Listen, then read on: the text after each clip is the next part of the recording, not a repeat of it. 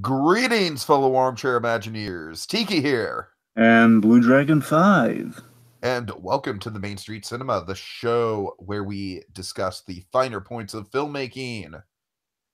Oh boy, Dragon. Suicide Squad Hell to Pay. This is a podcast that, much like the Suicide Squad itself, is kind of just a ragtag, like, my God, everything is just going wrong. We have tried so hard to get this podcast out, folks, but it's just been one thing after the other. And folks, we were going to do this the week it came out. This just shows you how much delays that we've been up against. It's been pretty ridiculous. It's just almost become a running joke here in the proverbial internet office of So You Want to Be an Imagineer, just like, yeah, we'll get to Suicide Squad.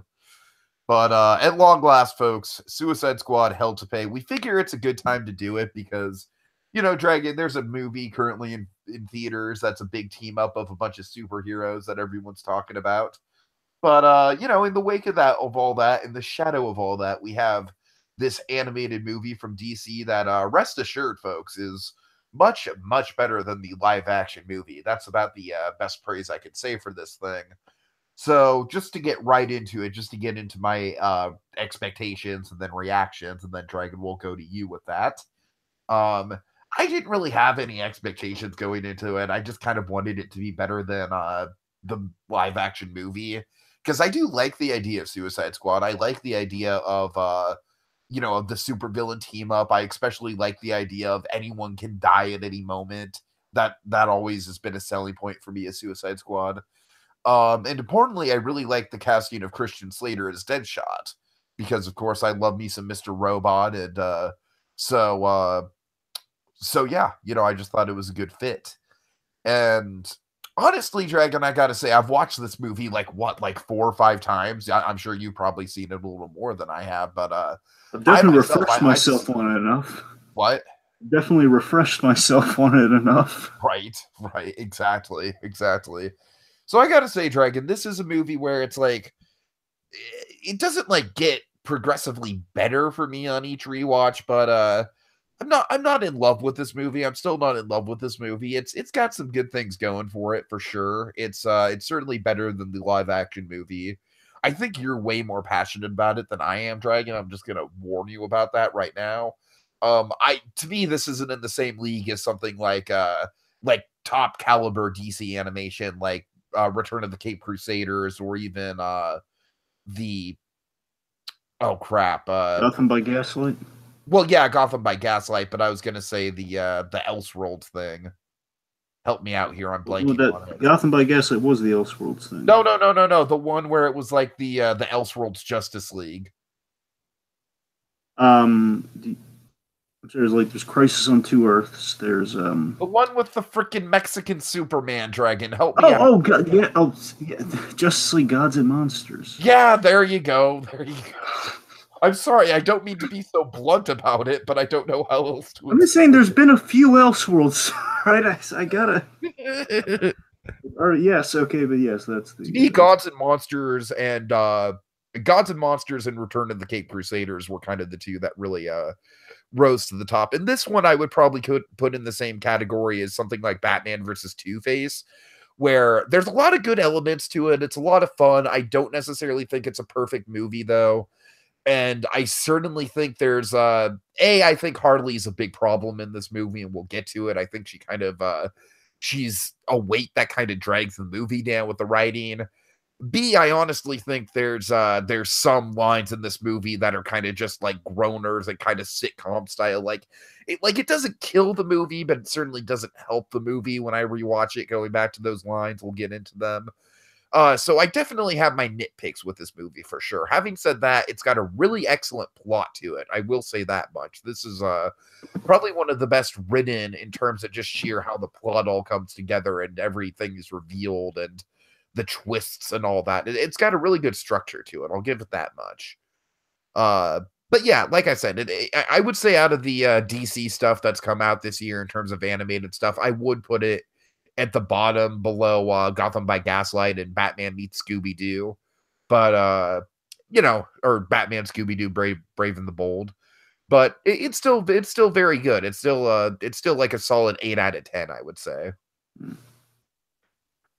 All right, for me, so I went into this. I loved Assault on Arkham, which was an animated film about the Suicide Squad. It was tied into the Arkham games. It was so I'm in the bag for all the DC animated movies, specifically the DC original animated film line. Ever since Superman Doomsday onwards, that's been released. I believe since 2006 or 2007 with these releases, and I've always felt that when they adapt a work, when they either adapt a work or do an original idea, that's when they're at their best. And in recent years, since technically after Flash, because Flashpoint was good, but Flashpoint, much like the comics, was when they started the idea of like, hey, let's do what the comics did, where Flashpoint began the New 52 in DC Comics. So let's just basically use the New 52 as doing what Marvel's doing with a cinematic universe. So basically, we'll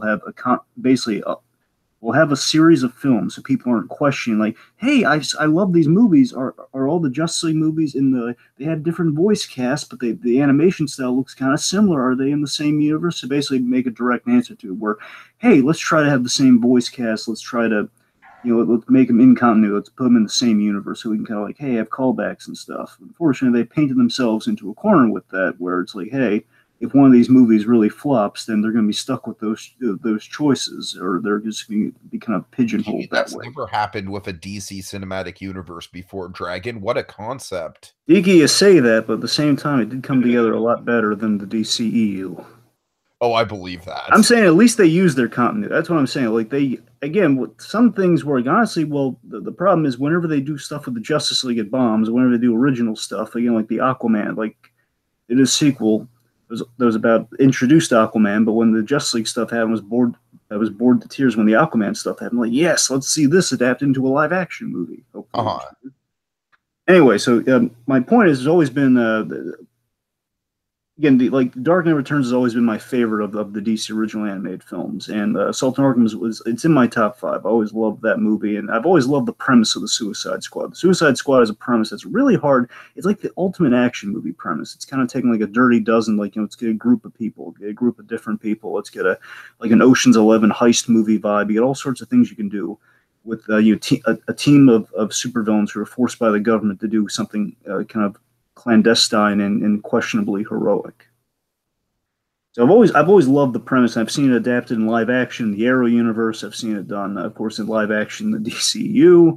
I've seen it adapted at least 3 times in animation. With this, you had it in Justice League the animated series. They couldn't call it Suicide Squad. They called it Task Force X because you can get away with that. Then, of course, Assault on Arkham and this film. And initially, when they announced, "Hey, we're doing our Suicide Squad movie," because again, I love Assault on Arkham, which again is top tier. I was thinking, oh yeah, hey, maybe it's a sequel to that because on the commentary they said they would love to do a sequel and revisit Suicide Squad. You'd always have new villains and you basically keep your core 3 alive and just have new characters. Uh-huh. And I was initially disappointed to find out, oh no, it's part of the in continuity line. No. And so initially I was like, well, I'm gonna watch it anyway because I'm in the bag for these. I gotta watch them even if I like all these crappy Batman movies they released in the in continuity line. Batman versus Robin, Batman Bad Blood, literally taking a Taylor Swift song. Just What did you think of the recent Batman Ninja Dragon? I'm gonna be watching that this month, but I haven't watched it yet. Okay. So my friends are more into that than I am, so they're kind of like they're gonna show me. They're huge anime buffs, so they're the ones who are anyway. I'm interested. I love the voice cast in that, so I'm very interested to see how that's going. Great, Great Lyle's doing Catwoman. It's going to be. I'm hoping. Anyway, the point is, so initially I was a little crestfallen. I was like, oh man, I was like kind of cringing at it. But I figure at the end of the day, even with the live action film here, folks, we're going to try to keep our shots to that. Let's not go overboard with that. But of course, the shots are good and references are probably going to be made to the movie. Let's not kid ourselves. But by the same token, even that movie, again, just the premise in itself, I always say with Assault on Arkham, this is like the perfect barometer for how the Suicide Squad movie should be. And it didn't capture as much of the simplicity, but it captured the core essence of like, okay, we got our traditions of the Suicide Squad that made it into the movie. So again, it's not terrible. The villain plot kills it. Just to give credit for the Suicide Squad movie, there is one element to the live action movie that I thought they did better than this movie. One thing, just to kind of lay the groundwork here. Um, I honestly think the Suicide Squad movie, the live action movie, was better about the random and unpredictable kills than Hell to Pay was. Really? Because Hell to Pay basically saves all their deaths into the very end, and then it becomes a bloodbath. Whereas I feel like the Suicide Squad live action movie, the deaths are kind of scattered throughout the movie, so it becomes a little bit more like the payoff of, like the premise of anyone could go at any moment. Sure, sure.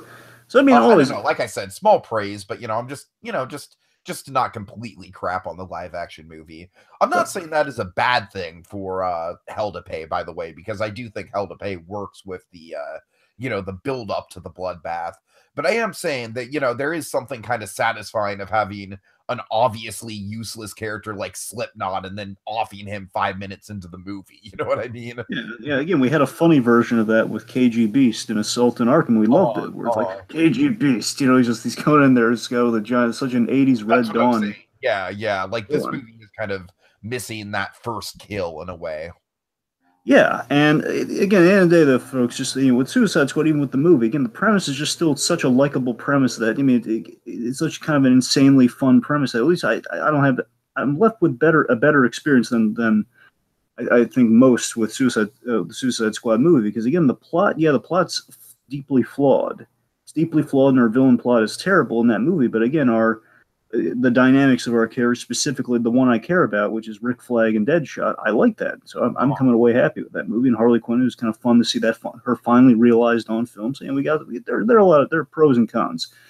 The Suicide Squad movie again, but anyway, so my point is, so kind of coming to this with the same mentality. It's really hard to truly screw up the Suicide Squad. I mean, truly, like, you get it like to a really bad experience where you can't come away with even a dumb yet kind of silly, basically a silly action film like the movie turned out to be. Well, So it's to like, describe my exact reaction to it, and to quote Jeremy John's Dragon, basically the best way to sum up Suicide Squad live action is it's a good time if you're drunk.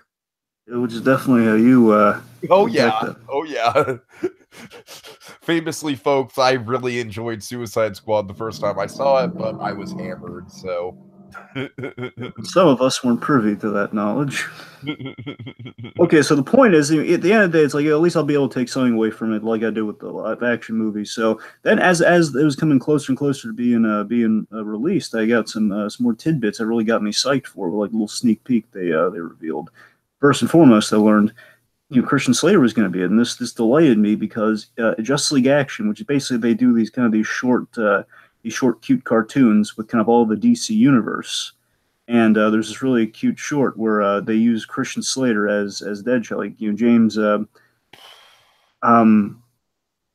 God, James Woods. James Woods has played Lex Luthor, so they get big names for a lot of these roles. So they got Christian Slater as Deadshot, and it's hilarious, like good cop, bad cop with Batman, Superman. And Deadshot is basically Batman was letting Superman be bad cop. He was bombing the whole interrogation, and Batman was just being basically was terrifying Deadshot with pleasantries. He's offering him coffee and donuts, and like, what is that, poison? He's terrifying. It was hilarious. So again, I was like, oh my god, it's such a cool deep cut pull. Like, yeah, you got him because you got him in the light kitty version of Deadshot. Now you can have the R-rated version of Deadshot. right, yeah. And speaking of the R-rated version, so the thing that really gave me hope in the whole thing, really spiked my interest in the whole thing. Alan Burnett, this is going to be his retirement piece, and Alan Burnett, of course, huge Batman credentials, huge credentials in the DC animated universe. This is going to be a swan song, and lastly, just with the expectations, it's going to be kind of a like the last loosely in continuity DC film they released, Justice League Dark, which again, Justice League was barely in that movie. It was just Batman, which again, I think they finally got to like an place with Batman. And it was Justice League Dark. It was about Constantine, Swamp Thing. They all did kind of the movie that Guillermo del Toro has been trying to make. That's essentially what the movie was. And I was like, okay, that was fine. So my fingers were crossed, to put it simply. And the end, I was kind of blown away by it. Like, oh my god, they really delivered. It was way better, surprisingly better than I thought it was going to be, with kind of some low expectations initially, and kind of some climb and hope. And I'm like, oh man, I hope it's going to be good. And my god, it was good. So. My litmus test for it there. So Get some background then. Yes, go for it. Go for it. All right, folks, here's the background. So, our director on this was Sam Liu. Sam Liu, of course, he directs a lot of the projects for the DC original movies. The ones that Tiki are familiar with that we've kind of mentioned here already. Gotham by Gaslight, that was him. Justice League Gods and Monsters, that was also him. And another one, Batman Year One, Sam Liu. So again, they got one of their top guys on in terms of directing. And Alan Burnett wrote this, of course, famously Alan Burnett, who we have even a cameo of this character in the movie, Two-Face. He wrote the Two-Face episode of Batman the Animated Series, one of his favorite characters, Two-Face. And just real quick, let's talk about the legacy of Alan Burnett. So again, as I mentioned, he's had lifelong credentials, but the really historic thing with Alan Burnett that really shapes this project and really kind of adds like a great full circle quality to this story for him is that Alan Burnett, he worked in Saturday morning television. So, he had done the kiddie version of superheroes. He had done He Super was like Friends. back in the Super Friends days, right? Yes, I mean, Alan Burnett, he's been involved with Batman the longest of anybody in animation. He was working on Batman before Bruce Timm even. With Super Friends, like he famously, he was the first person in animation because he's always been pushing. While on Saturday morning, he's always pushing to do the more adult, more kind of mature stories. Do basically, treat your audience with respect, essentially. And he was the first historically to tell Batman's origin in animation. Basically, kind of shake kids to their foundation and revealing, hey, Batman's parents were murdered when he was a kid. So essentially, basically that generation's Infinity War. Well, I guess, yeah. Little kids coming in like, oh boy, I'm gonna get to see Spider-Man. Anyways. By the way, we hope all of America has seen Infinity War. You know what, Dragon? It's been 2 weeks. The way I see it, anyone who cares about spoilers has already seen it. I mean, why wouldn't you have fucking seen the movie at this point? To be fair, it made like $1 billion within close to a week. That's what I'm saying, honestly. And like, why would you like not want spoilers and you haven't seen it at this point? Like, it's been 2 weeks. Come on, get on it. So my point with Burnett is, he's been working in DC animation for a long time, and with his retirement coming up, I guess he's told as many stories as he can. And he was involved on Batman because, after Super Friends, like the closest he thought he was ever going to get was like, hey, I told my big adult story, I got Batman's origin told, and that's probably the best we're going to be able to do in the industry.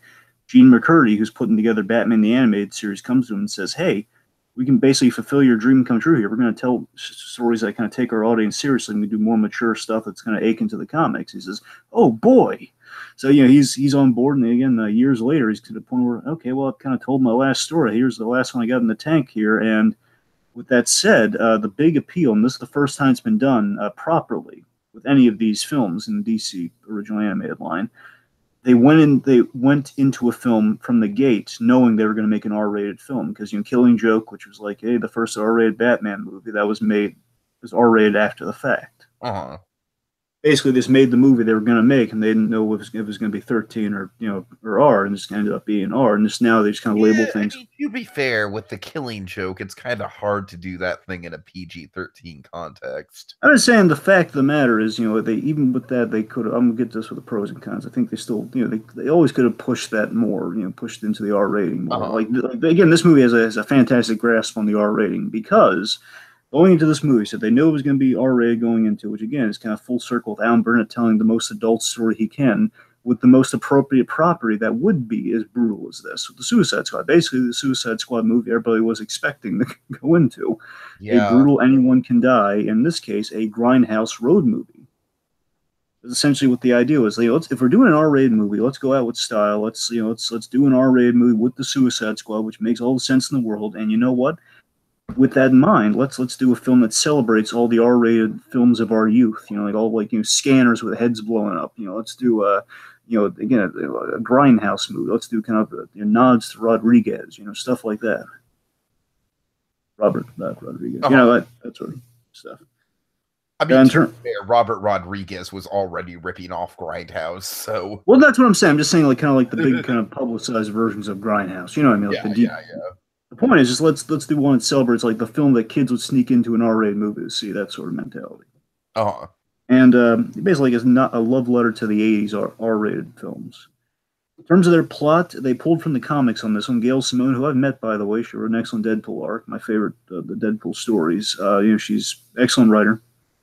She came up with the plot line that's the plot line for this movie, where they pulled her "Get Out of Hell Free" card story, and they really based the team like characters like Scandal Savage, like Vandal Savage's daughter, like she's from Secret Six. Like they really pulled a lot of Gail Simone's work with kind of the formation of the teams and again the main plot of the movie. And I guess real quick, lastly again with the whole incontinuity thing of it all, I won't just go on the whole recap of that again, but let's just say they basically did it the smart way in that they used the incontinuity line as an excuse to do another Suicide Squad movie that is not tied to the Arkham games, which at this point in time have wrapped up. So it wouldn't make any sense to do another Arkham game Suicide Squad movie. So it's like, well, property's kind of, it's kind of done right now. So let's just tell another story. And well, it's kind of the best example we have. And let's face it, we're dying to have a good version of an incontinuity movie. So let's do a good one and then just kind of maybe hook people onto them.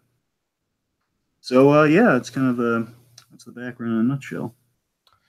Okay, and Dragon, now weave us the tale of how this plot comes to be. How would you describe the plot of this movie?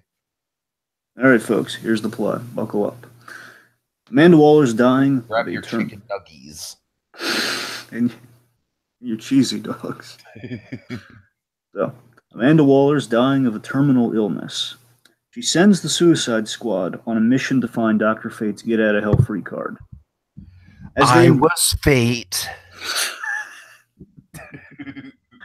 So as they embark on this road mission in an RV, two other groups are after the card as well. Eobard Thawne and company, of course, for those who may not be aware from my Tiki and I's various gushing over this character, the Reverse Flash, Eobard Thawne, as well as the immortal caveman, Vandal Savage.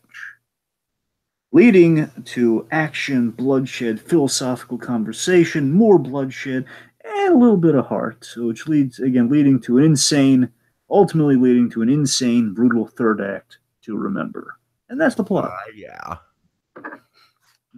Okay. So let's start breaking down the characters because there's a lot of them. We won't really spend a ton of time on the minor characters, but yeah, we're kind of going by group on this one, folks. We're going to start with the squad. We're going to move on to our other, basically the three groups that are pursuing the card. That's kind of how we're tackling. Okay, so Deadshot, played by Christian Slater. So Dragon, I'm going to admit, I'm just going to say, I talked to you about this last night. Overall, I think Christian Slater does a fantastic job in this movie. He's really got the dad thing just nailed down. You know what I mean? Kind of like the badass killer who's got a soft spot for his daughter. That stuff is really great. But there's one moment that happens really early on in the movie, Dragon. One moment. It doesn't particularly kill the movie or anything, but it's a groaner every time I rewatch it. It's just like, oh. So basically it's Deadshot's being introduced to Bronze Tiger. We'll talk about Bronze Tiger in a minute. And Bronze Tiger is essentially like, I don't take orders from murderers. And Deadshot has this groaner of a line, Dragon. This groaner of a line. And the way Christian Slater delivers it, it's like the, like the Mr. Robot sitcom parody that they did. Basically, it's just like, well, would it help if I said please? I'm just like, that's such cheesy writing. I don't mean to go on about this, Dragon. It's just, it always sticks with me each time I read. I'll bet you Victor Zsasz from Gotham pitched that line. God. Okay, but regardless, Dragon, like I said, I think the cool thing about Deadshot is that I feel like with Will Smith, it was much more surface level, like, oh yeah, I have a daughter. But with this Deadshot, the daughter is like, it's in his DNA. You know what I mean? It forms the fabric of his character. Yeah, I tell you, Tiki, here's the thing. The Suicide Squad always has a few staples that I love that every version really remains true to it. That's the really impressive thing with the Suicide Squad premise. We always have these inalienable truths about every time we adapt this, where Deadshot more often than not, because instantly Deadshot's the most interesting guy on the team anytime you do it. So usually he's our lead, if not like kind of our Fonzie of the group. So Deadshot's always our main guy, and we always have, again, the humanity where, again, he's such a bad dude. He's killed so many people. Again, he's very much the murdering Batman of the group to an extent, where, He was a guy who basically is well trained as Batman, only with the one thing Batman has sworn never to use. And with that said, again, he has that. However, he does have that soft spot where, again, his daughter is kind of his undercutting. And again, honestly, I think what this movie does with Deadshot, I hadn't really. I mean, it makes all the sense in the world to do with Deadshot. It's like you almost never see it in a way. And I thought it was a brilliant stroke of genius for this movie. He feels very much he's like the Mike Ehrmantraut of assassins. That's how they play him. And I thought it was a brilliant move. You know, he's always the most compelling member. He has the most missions. Again, the idea is Floyd Lawton. He's a guy who's so desensitized by violence. He has kind of a death wish and nihilism about him. Uh-huh. However, except when it comes to his daughter, when it comes to Zoe, that's the only thing he has to live for. Really, that's the only reason he's like trying not to. He'll again, aside from just like kind of doing the job, that's the only reason he's doing these missions to get a year off his sentence so he can at least see his kid. And it's like that quality we always love. One of the most lovable qualities about Mike Ehrmantraut, where he's such this cool, capable guy, but at the end of the day, he's like the most loving grandpa in the world. Right, right. I just love that we gave Deadshot that quality, and I love that if you know, and Tiki, I know you don't know this, and a lot of people don't know this, and it's perfectly fine. I love that if you knew Deadshot's rough family histories without going into it. Deadshot has a really screwed up family history where his mother tried to get him to kill his father, and from there on, like he actually had another kid, and he's just had a rough life, and he has like a lot of like deep seated parental issues, and he's trying to make up for that with Zoe. That's kind of the underlying. It's the main reason he's always trying to look out for his daughter and protect his daughter because he screwed up his life already. Uh-huh. So regardless, again, whether you have that or not, I love that at the end of the day, you can still take away what we have here and what we have in all these adaptations that we've seen, where he's a man living with the mistakes in his life, but he cares about in the story what we examine is like he cares about his daughter, who in the story we learn is kind of growing up with her own troubled histories. She's kind of emulating her father, having like a troubled history, a strained parental relationship, and like she's hanging around like in the drug dens and stuff because again, seemingly she might be trying to help, but regardless, she's kind of drawn to these really bad places because it's kind of built into her DNA, and Lawton feels a little bad about that. I think it's kind of fascinating, Yeah, definitely. Definitely. It's like I said, it's a case of like it informs the character a lot more than other interpretations we've seen. Like it's really kind of the backbone of what he does throughout the movie. Man, here's the thing. I want to make it clear. So again, at the end of the day, I think I'm still going to be a little higher on Assault on Arkham because again, it's like Assault on Arkham is literally the movie we should have gotten instead of Suicide Squad. That one literally is the movie we should have gotten. However, and again, that one's PG-13. But that one's a PG-13 that feels like an R. So either way, you can't miss. Uh-huh. But my point is, I love Deadshot in that movie as well. And Deadshot's he's the leader in that movie. Here, like Deadshot, he's more of our lead character. And again, either way, I mean, Deadshot again being kind of a pivotal focus. But again, it's like I love that we did something very different with Deadshot here, but at the same time still true to that character. And I mean, I think what we read in, I think the reason we get that is that we kind of measure Deadshot by the other characters on the squad, which we really didn't do in the last movie. Deadshot he was who he was. And it's like, okay, it's just Deadshot doing his thing. In this case, it's Deadshot doing his thing, but we get a sense of the people around him who are talking about the big kind of MacGuffin of it all. Like, hey, a get out of hell free card. Boy, do we all need that. And again, reflecting on their feelings on the matter. And I think we kind of see reflected in Deadshot. He's a guy who knows he can't be redeemed, but has deep down, he has kind of this good streak in him. He has like this conscience that's buried deep down, again, in regards to his daughter. So he's a guy who deep down wants redemption, but knows he is nowhere close to getting redemption.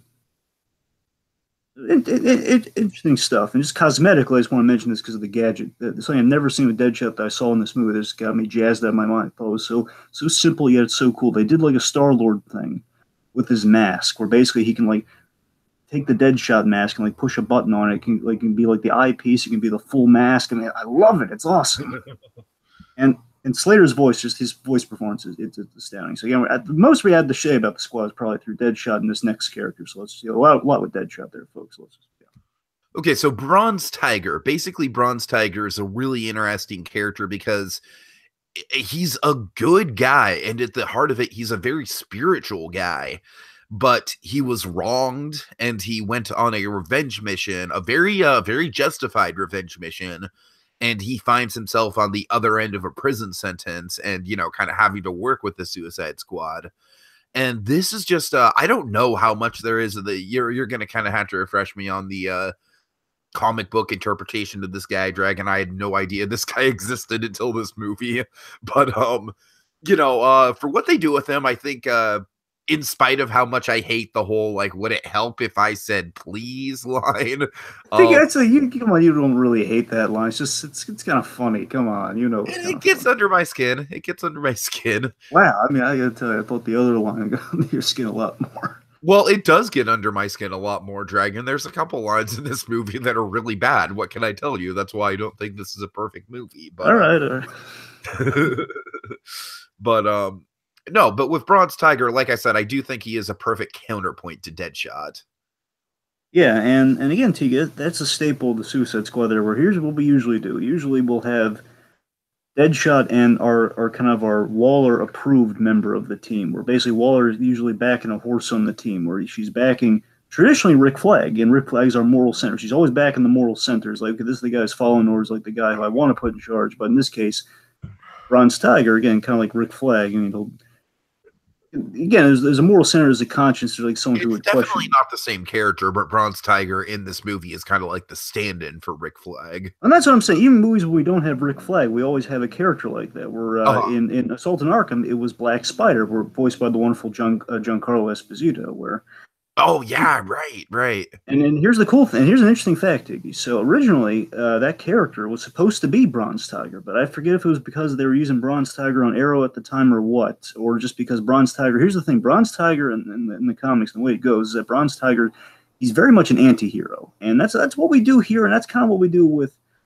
At the same time, it's kind of what we do with Black Spider. Only he's killing drug lords. In Bronze Tiger's case, he doesn't kill any innocents. So again, it's kind of it's a similar character model for both of those guys. But Bronze Tiger, Brave and the Bold, the animated series, did this. And I'm pretty sure that's because they're really clever with what they pull from the comics. I'm pretty sure this actually happened in the comics. And the idea is that Bronze Tiger was a guy who trained with Batman, not through everything, but at least trained with him. That's why Bronze Tiger is like the best, probably the second best martial artist in the world, in the DC universe. Because this guy trained with Batman. He's so well trained.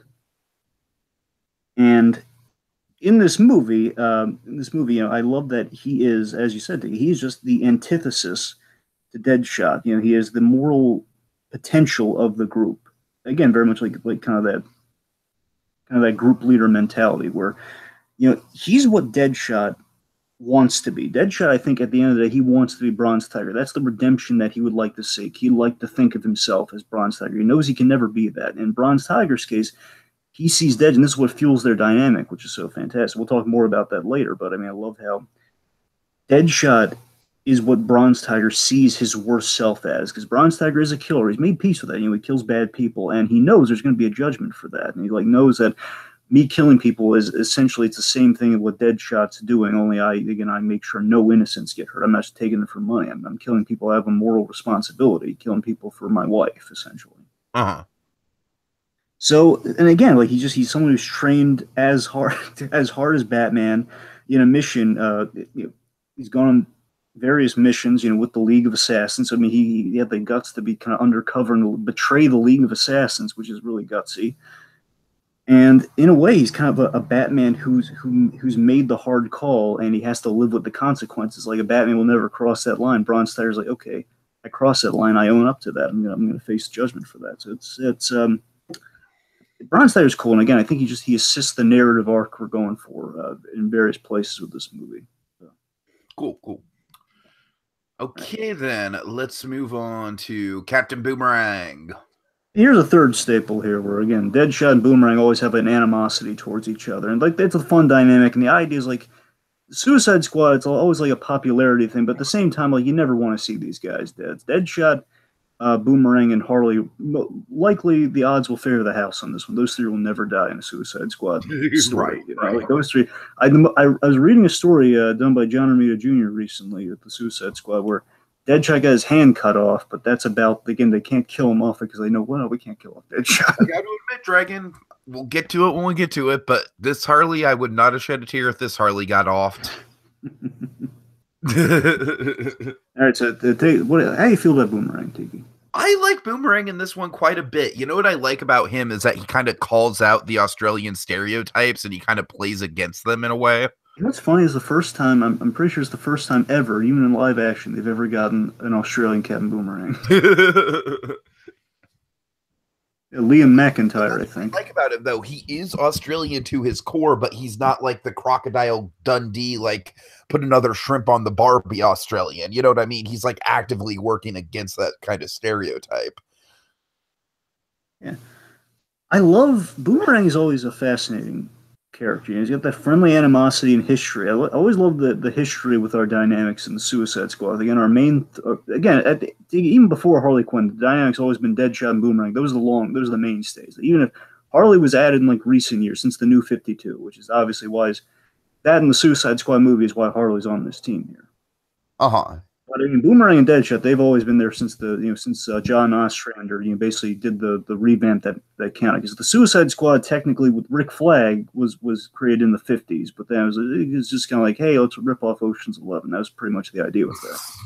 Right. And again, here and now, again, Ostrander's like, hey, let's take iconic bad guys and let's not just take, make like a government book. Let's not just do Challengers of the Unknown with maybe ambiguous criminals or government types. Let's just, let's go big with it. Again, Boomerang's just too conflicting and also very iconic.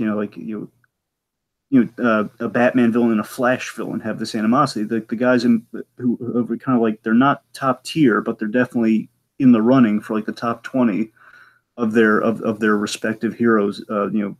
Rogues galleries. Again, the two most extensive rogues galleries in comics. Boomerang's probably in Flash's top 10. I mean, yeah, you're right. That's what I'm saying. Boomerang is. Deadshot. He's definitely he's maybe like 18 or 20. That's where Deadshot is. But again, he's in there though, because again, the whole gun imagery thing. The point is, so Boomerang here again. I love that he has this survive like Lawton. He's a longtime survivor of the Suicide Squad. Like these guys, they get the job done, even though they kind of hate each other's guts. And Boomerang kind of cultivates a friendship out of this. Really, well, it's a kind of like working relationship. You know what I mean? Yeah. Where you have people at work that you don't necessarily like. You wouldn't hang out with them, but you kind of have to coexist with them.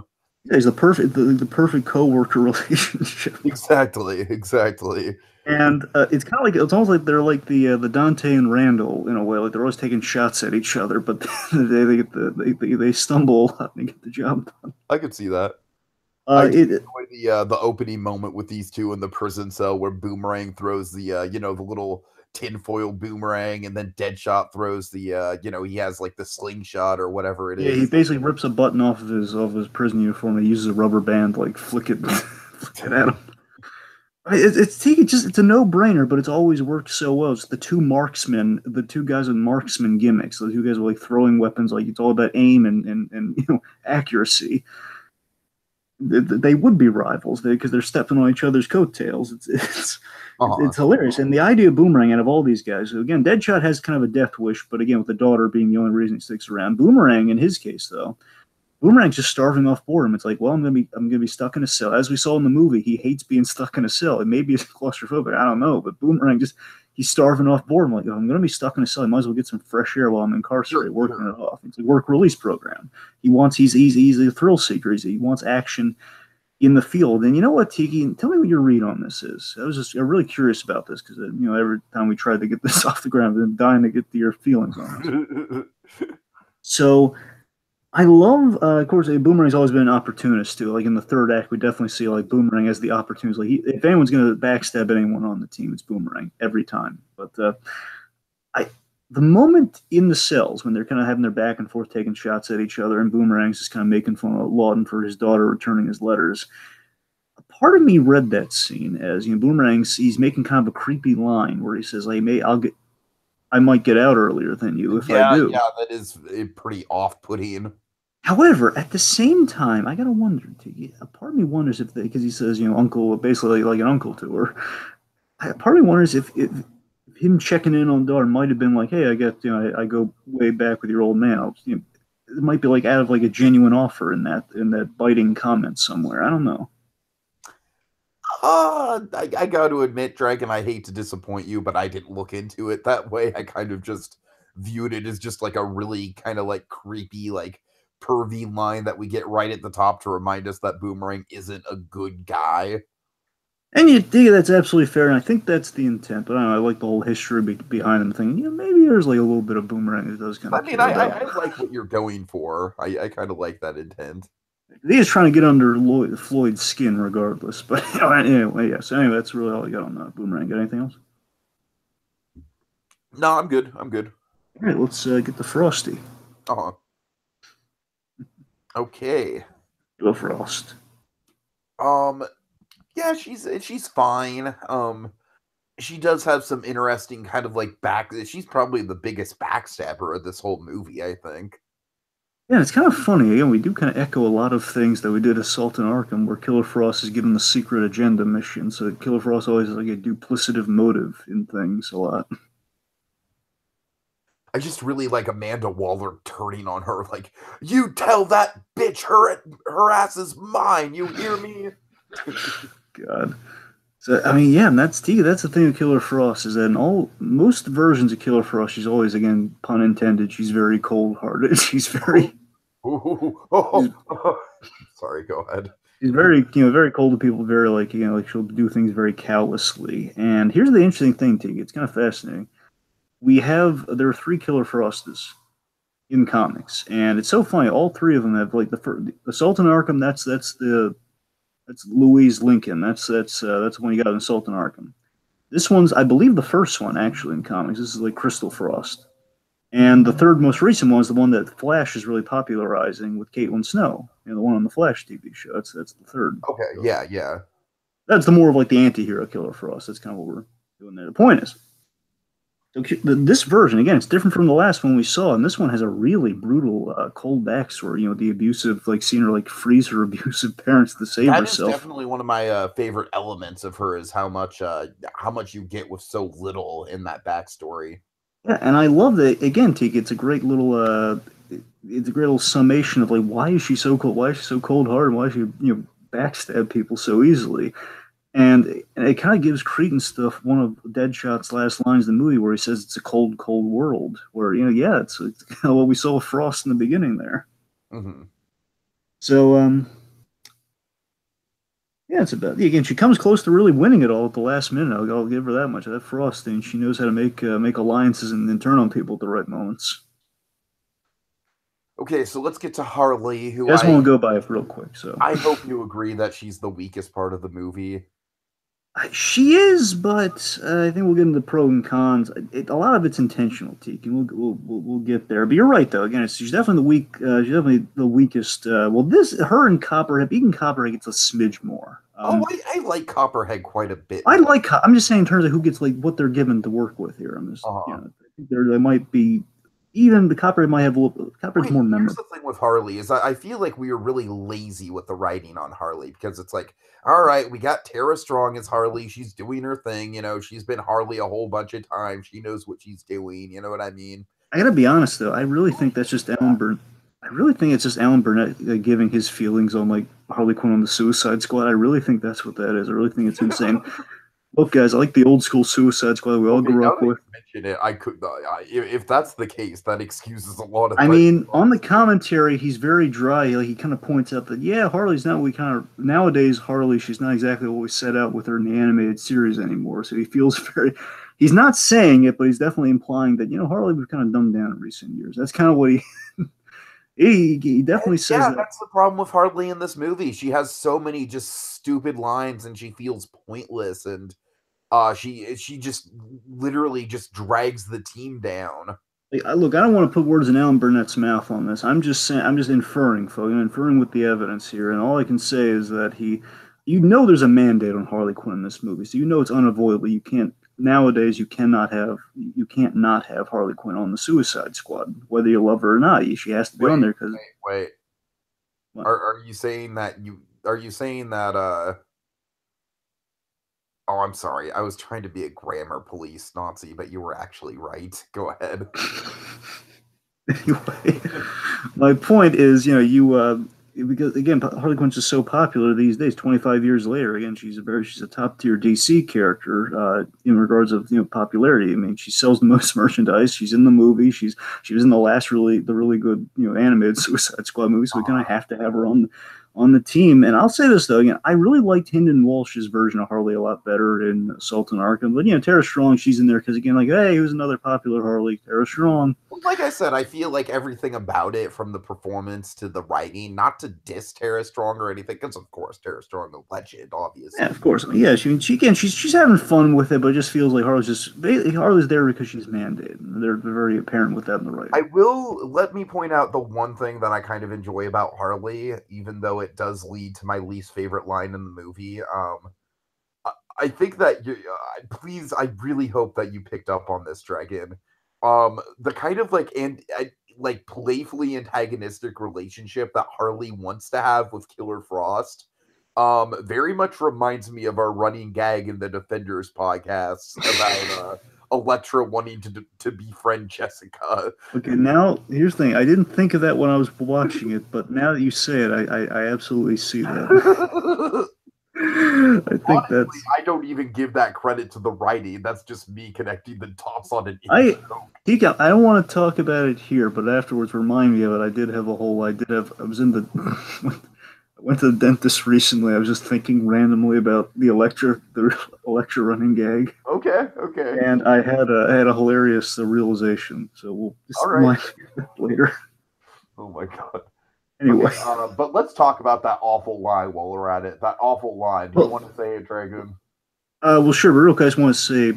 Oh, okay, I'll say it, then I'll say my view on Harley. Okay, say anyway, her line. So, her and Killer Frost, you have them there dying. Or basically, Killer Frost just doesn't want anything to do with Harley. Just like, oh god, someone blew my head off now with this girl. And she storms off after saying something mean to Harley. She's like, I'm going to the bathroom. And Harley just says, I bet she pees icicles. Oh, yeah. That is, I mean, like I said, the whole oh, would it help if I say please? That's just a cheesy sitcom line, Dragon, all right?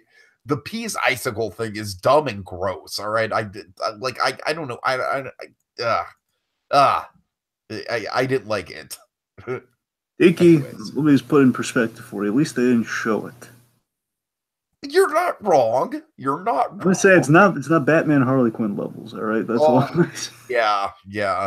All right. Anyway, by the way, just real quick, just because while we're on, I just want to mention Free Comic Book Day has happened. Of course, the month of May. Free Comic. We already mentioned Infinity Wars. So might as well say Free Comic Book Day as well. I got the collected version of the comics. They did a tie-in comic for Batman Harley Quinn, which again, T, I want to make clear. Kind of like the Injustice games with their comic was far better than the movie. What they did in Tiki is they brought, I think it's Alan Burnett's brother, like one of his relatives, wrote that book, and Ty Templeton. At least he wrote or he drew, because his name's always on these books. And what they did is the animated series and it's so cute, Tiki. The animated series back when it was coming out, they had a tie-in comic for that. So if you wanted comics purely in the animated series universe, you could get them. And they brought back the same writing team on those for this, and it felt like, oh man, it's like a blast from the past. It's so nice. And again, like, why couldn't this have been in the movie? Right. Little mini tangent on her. Again, at the end of the day, Harley's like, again, it's like she doesn't have a lot of substance to her, and in retrospect, that we did all the Harley stuff we needed to in Assault on Arkham. So I do like that Waller is genuinely pissed that she's one of the few that makes it out alive. I gotta tell you, that's the thing. Harley doesn't bother me as much as you in this movie. And again, she doesn't kill the movie. It's just like she's underdeveloped and it shows. And you're right, it shows. All right. Again, that's the thing. I do love the whole Wally dynamic. Calling her Wally. just call it the bank sweetheart. They'll give you a new one. It's kind of like a cutesy gal pal that Waller's like, oh, I gotta have to supervise these idiots. Again, she Harley is very much like our interpretation of Marvel's Elektra. Oh god. Jack, would you like to give the good folks just a taste of that, just so they know what we're talking about? Well, the Elektra talking about Harley. Yeah. Oh, Jessica, come here. I want you to see. to see it. DC's ripping us off. Look at this. That Killer Frost is like you, Jessica. She's not having fun. She's on a road trip, and they're like not like the road trips that we never went on. It was so cute though. It's look at her.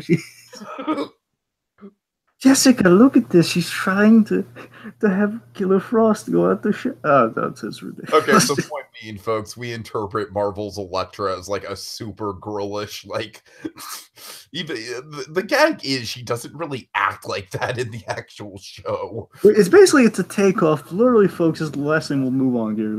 We'll too much on Electra. Folks, our running gang of Electras came from us loving the delivery in the trailer for Daredevil season 2 of "Hello, Matthew." Hello, Basically, the big reveal where she says "Hello, Matthew," and basically we love doing that voice so much. Just kind of like riffed on like, you know, Electra. She's so much fun in that. She's fun in that season. It's like which is like doing these casual things with Matt Murdock, and she's having so much fun. Hello to Young.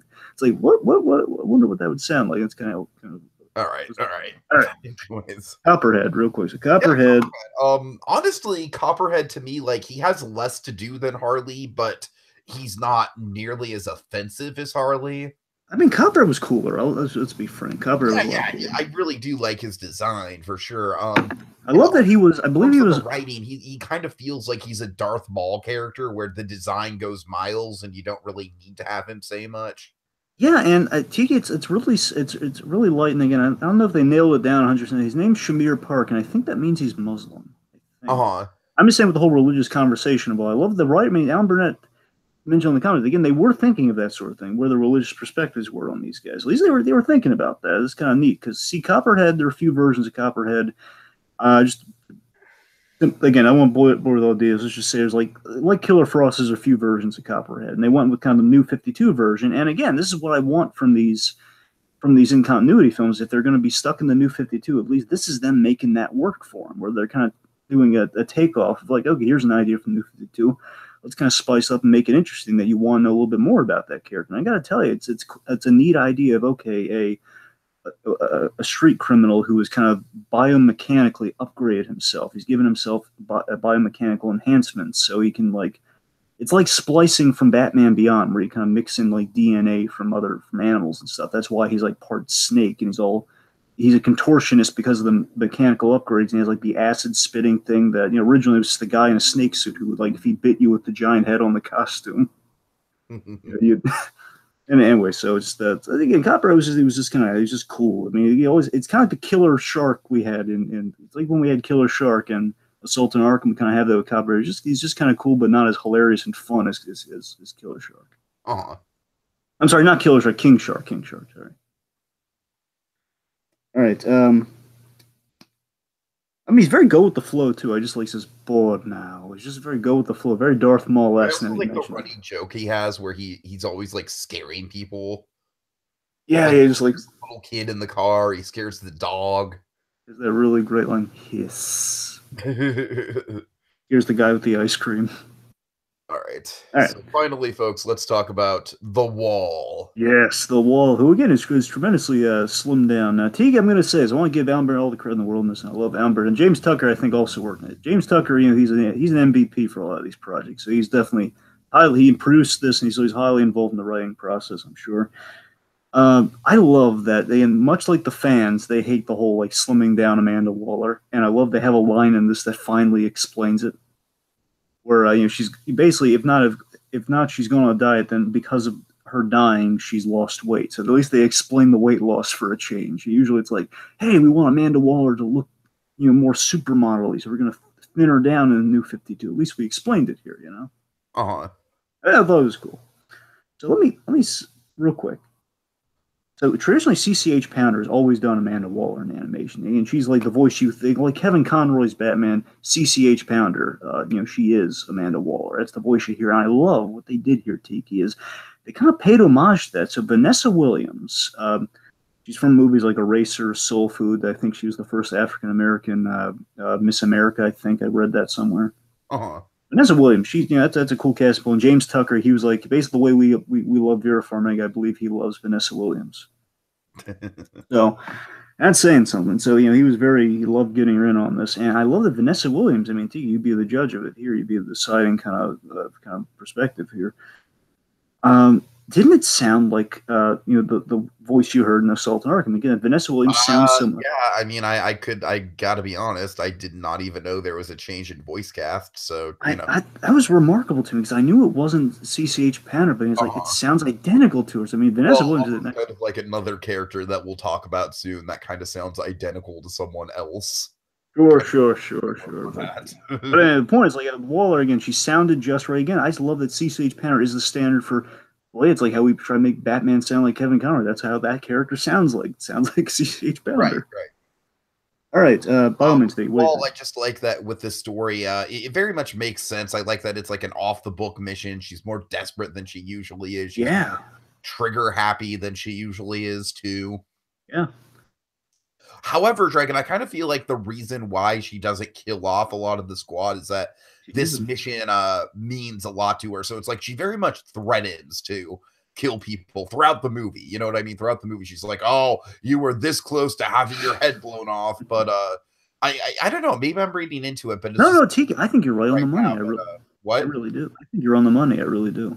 Yeah, like basically, she knows that she can't kill any of these people because the mission means so much to her and she can't fail at it. So basically, killing off any of them would mean, losing an asset to her. Yeah, and I love that. And Tiki, one of my favorite things, again, with Christian Slater as well as the highlight this guy, I just kind of said overall, like, hey, Christian Slater wasn't he great? I mean, he brings a great richness to the character and he brings that sense of history to it, where you get a sense this is a guy who's, again, like a Mike Ehrmantraut, has been calloused by all the death that he sees. He does nihilism so well. So Christian Slater, he's a stone cold killer. And with the history aspect, the reason I bring it up is that of all the members, again, more than Boomerang even, Deadshot and Amanda Waller is probably the most important dynamic you have in all of Suicide Squad. Uh huh. Where, and just period, in the whole thing, where Amanda Waller is always like, I think again, I love the dynamic where Waller would never admit it, but she likes Floyd Law, and she likes the fact this guy challenges. Right. She likes the fact this guy challenges her, and he's always Nice young lad. that's the thing. Like he always delivers. It's basically it's a Yondu Peter Quill thing, just with the whole all the Marvel references here. It is very much like it's Yondu and Peter Quill, where she has a great soft spot for the guy, and that's why she gets him for every mission because one, he's successful, gives her the runaround, and it's just at the end of the day, like I think Deadshot knows that okay, well he's put it together that she needs this and she's more desperate than she's ever been because the way I read it, Tiki, is that she offers the deal only to Deadshot in the movie. Basically, she's so desperate where she's just knocking a year off every sentence. Where in Deadshot's case, she offers him 10 years, and offering him 10 years that means you're out if you're in that whole thing. And I think it's it's kind of like, oh man, you really are desperate. You got to get this done. Of course, Deadshot again, Wally has that history with her. I'm not saying that he likes her because again, Waller's made him do a lot of despicable stuff, and she's killed again complex people who weren't all bad. Again, more versions of what Deadshot sees in himself possibly. So at the end of the day, he still hates Waller for the stuff, and he's more than willing to kill her and screw her over. But again, at the end of the day, it's like he finally is in a position where he kind of has like a last. Well, we'll get there when we get there. But I love that history is just so well communicated. Yep. Here, so again, she's putting the team out for her own survival. This is the most stake she's ever had in something, I would say, with the Suicide Squad. All right, so enough about the squad. Okay, so let's get to Zoom and his crew. Are we gonna call him Zoom or Reverse Flash Dragon? We have to stick to one. All right, look, let me make it clear. So we'll address it once and we don't have to dwell on this. All right, so. All right, folks. So let's make it clear. Tiki and I, of course, we're big fans of the Reverse Flash from the Flash TV show, and just generally, Reverse Flash is a cool character, but we love him in the Flash TV show. Now, I mean, that's because I feel like Tom Cavanaugh is kind of like slowly creeping up as our male equivalent to Vera Farmiga. he kind of like is stealthily getting up there.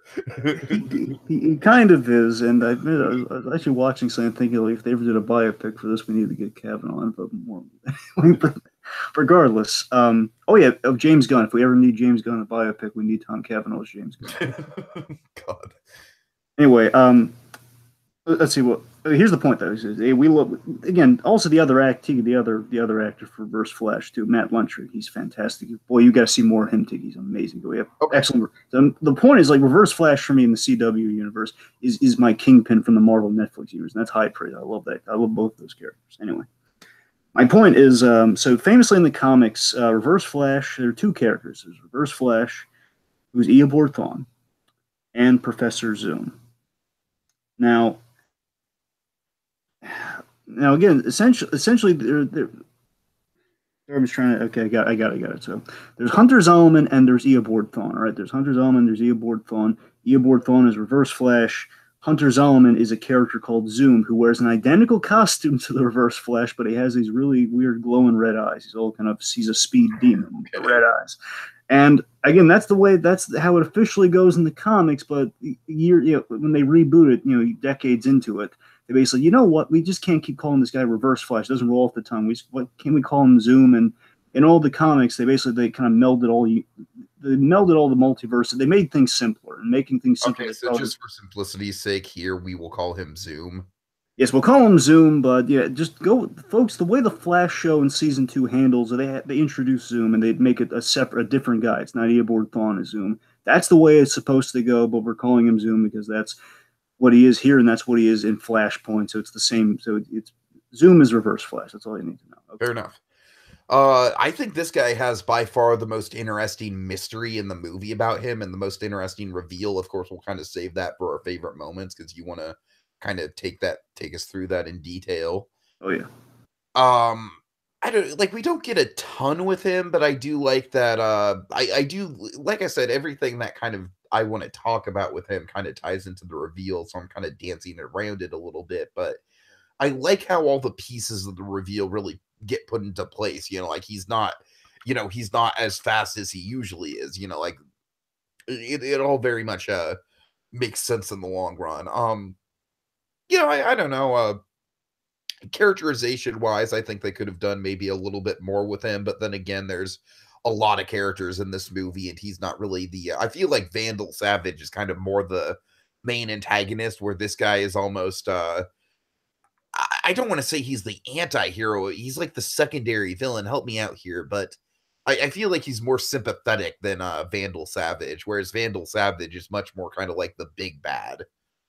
Does that make sense? Here's the thing. I feel like Savage is. Here's the thing. I feel Reverse Flash is our big bad. I feel I feel that Zoom is our big bad guy, and Savage is more of a plot device of a bad guy.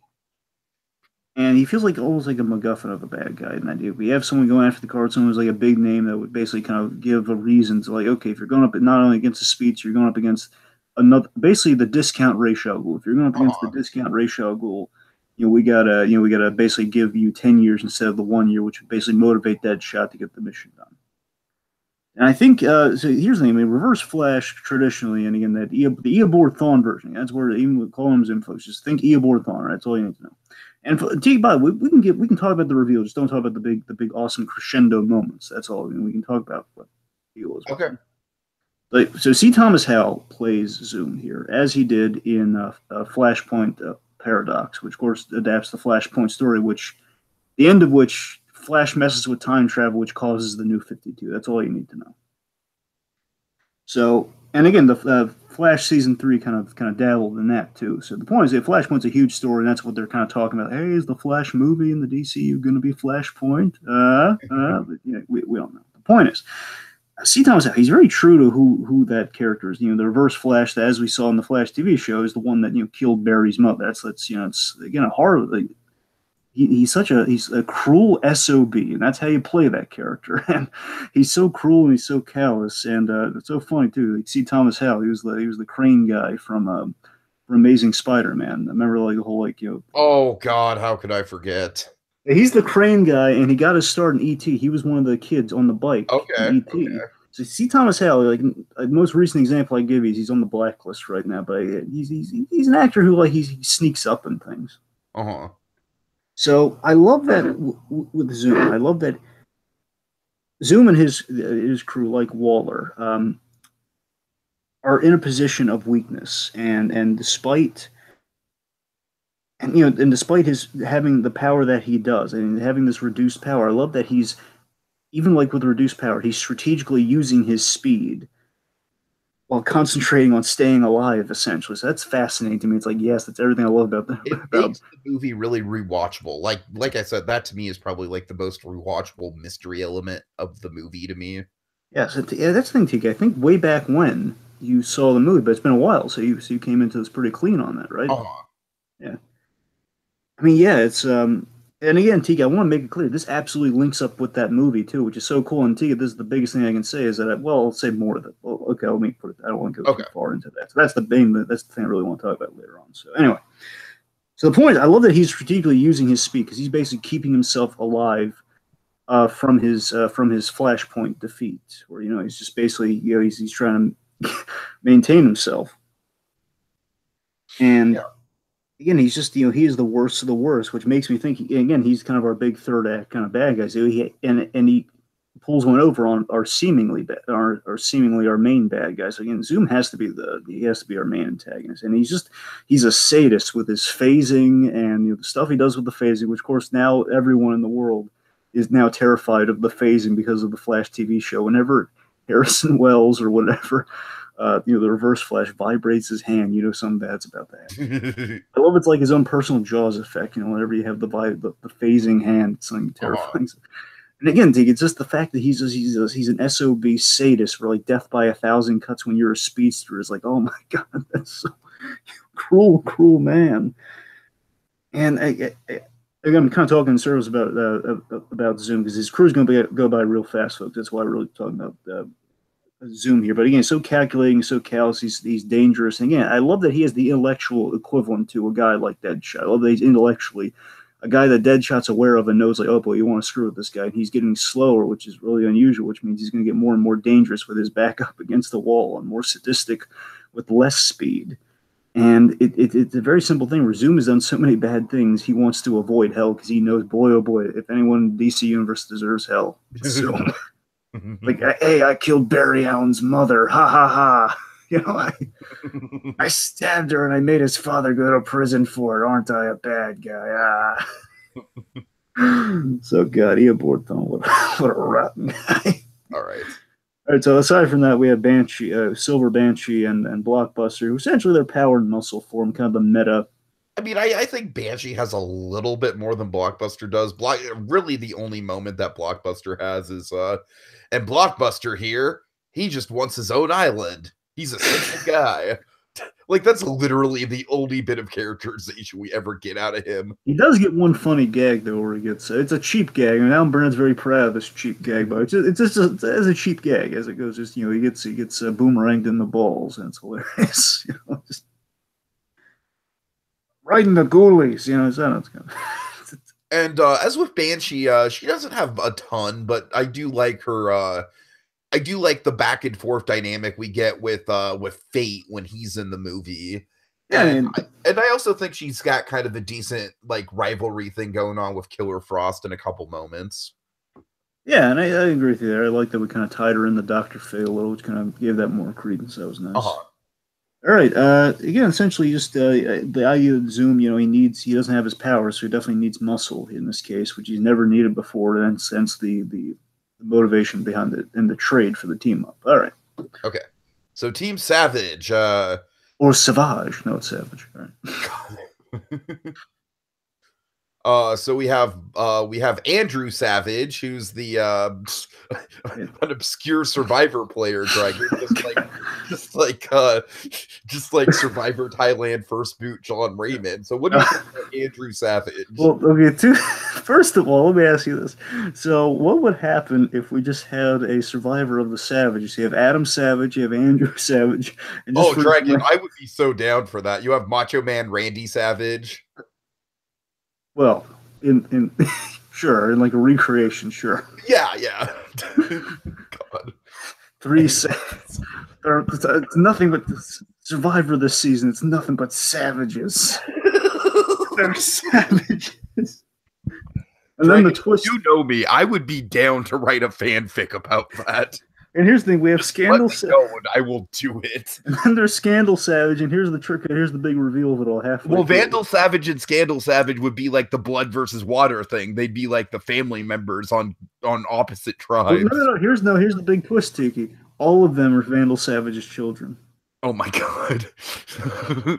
So it'd be like ultimate blood versus. Okay, we're going down a rabbit hole. Anyway, so speaking of Vandal Savage, yes. Sorry, Andrew Savage. Okay, so Vandal Savage. So Vandal Savage, he's the immortal. He's the immortal caveman. Basically, Ra's al Ghul. He's been around longer than Ra's al Ghul, and because of that, he's definitely he's the Genghis Khan of immortals. He's the brutal. Like I'm not gonna kill people to improve the world. I'm gonna kill people so I can conquer the world. That's kind of what Vandal Savage's shtick is. So definitely not the Thanos type. No, no, no. But yeah, Vandal Savage is always. I love Phil Morris. You know Phil Morris, right? The actor. Sounds familiar. Well, he was on Smallville. He was the Martian Manhunter on Smallville. He's Jackie Childs on Seinfeld. Just take my word for a good actor. Okay. He's in like the best Vandal Savage. He's not him here, and that's why Vandal Savage. He's a little underdeveloped, but that's the point, though. Again, he's kind of the hey, you think he's gonna be the bad guy? No, Reverse Flash. I mean, I guess that's the thing, Dragon, is that it worked a little too well on me. Yeah, well, I mean, that's why they keep throwing around that phrase. Because you got to admit, this guy does have really good build up to him. He does, and that is warranted. I mean, Vandal Savage is a big deal because again, it's like he's a guy who's been around longer in Ra's, and he's more brutal and let's say you can reason with Ra's. You might be able to strike a bargain with that guy. Vandal Savage is like this is a guy who's again he's conquered the world time and time again, and like I don't want to bore with more Vandal Savage details, but he's but yeah, he's just he's the conqueror without the world saving goal, and I think he. Essentially, the way I read it here, too, this is interesting with Vandal Savage. Something you never really think of with the Immortals. That kind of makes sense, especially where we're at now in Gotham with Ra's al Ghul in Retrospective. Where you have this realization that isn't it? It was realization that in the age of the metahuman, he's had a lot of close calls. So again, I think the logical question they raise, like, hey, wait a minute, if you're an immortal, why are you worried about dying? Why do you need this? Right. But again, the age of guys like Reverse of Zoom. It's kind of like the classic like Lord of the Rings elf explanation. It's like, yeah, elves, they're immortal, they can't die, but they can still be killed in battle. Yeah, it's the ultimate precaution if you're an immortal, and it's like it's like how Deadpool dies, he comes back, but he does die. Technically, he is dead. So. It's kind of like that idea where Deadpool he always wants to be with Lady Death, and something let's just say Infinity War did not do Lady Death. Sorry, folks, get your hopes up if you haven't. Yeah, sorry, Cap. Shots fired a little bit. Anyway, he did it, not me. But again, Deadpool would love to die and just kind of be with her, but he can't because the healing factor brings him back, and because of that, it's kind of like I guess it's kind of what Vandal Savage is kind of thinking. That's my approximation of why he would need that card. Like if I'm dying, I'm in limbo before I come back. Maybe I want heaven. I want to go up there. Right. So yes, basically he serves the role of the legendary bad guy, and Tiki, another reason for you to watch Legends of Tomorrow. The first season's Vandal Savage, second season Reverse Flash, and again the Matt Lynch version, which you haven't seen yet. So again, big props. Anyway, so again, he's ruthless, and here's the important. Tiki, there is one important reason we have Vandal Savage in this movie. So again, as much as he is a lot of smoke and mirrors, but the important reason Vandal Savage is in here, Tiki, is that he is the bad father parable. For Deadshot, as Boomerang echoes to him, like, "Oh man, I thought you were a bad father." But Vandal Savage is the terrible father that Deadshot fears that he could be. That's the reason he's in the movies. I like in terms of choosing your villains and threats for the Suicide Squad to go up against. Like this is it's a ground level. It's like not like the ridiculous Suicide Squad idea of like, hey, what do we do against the next Superman? In this case, they could take down Vandal Savage. They could take him down. They couldn't kill him, but they could take him down. Let's talk about the fruit of Vandal's loins. Honestly, Dragon, I don't really have much to say about either Vandal Savage or Knockout. So do you want to just kind of crack them out together? Yeah, sure. All right. I don't have much. The relationship. What do you think about the relationship? Where it's like, go ahead. Well, the relationship, Tiki. What do you think about the relationship? Look, in theory, I think it's fine. I just think the one thing I can kind of nitpick about it is the gratuitous shot we get of Knockout, in the bikini. Well, more like lack thereof.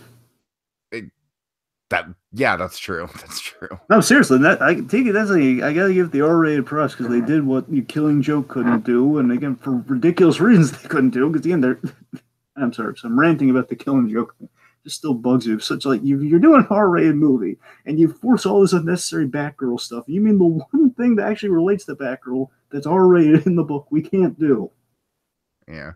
Anyway, just the point is, yes, Like I said, that one shot is a little bit gratuitous, but it's it not is. gonna But kill that's them having fun with the R rating, though. That's what Uh-huh. it is. I mean, you're right, though. It is gratuitous, but that's half the grindhouse fun of it all. Sure, sure.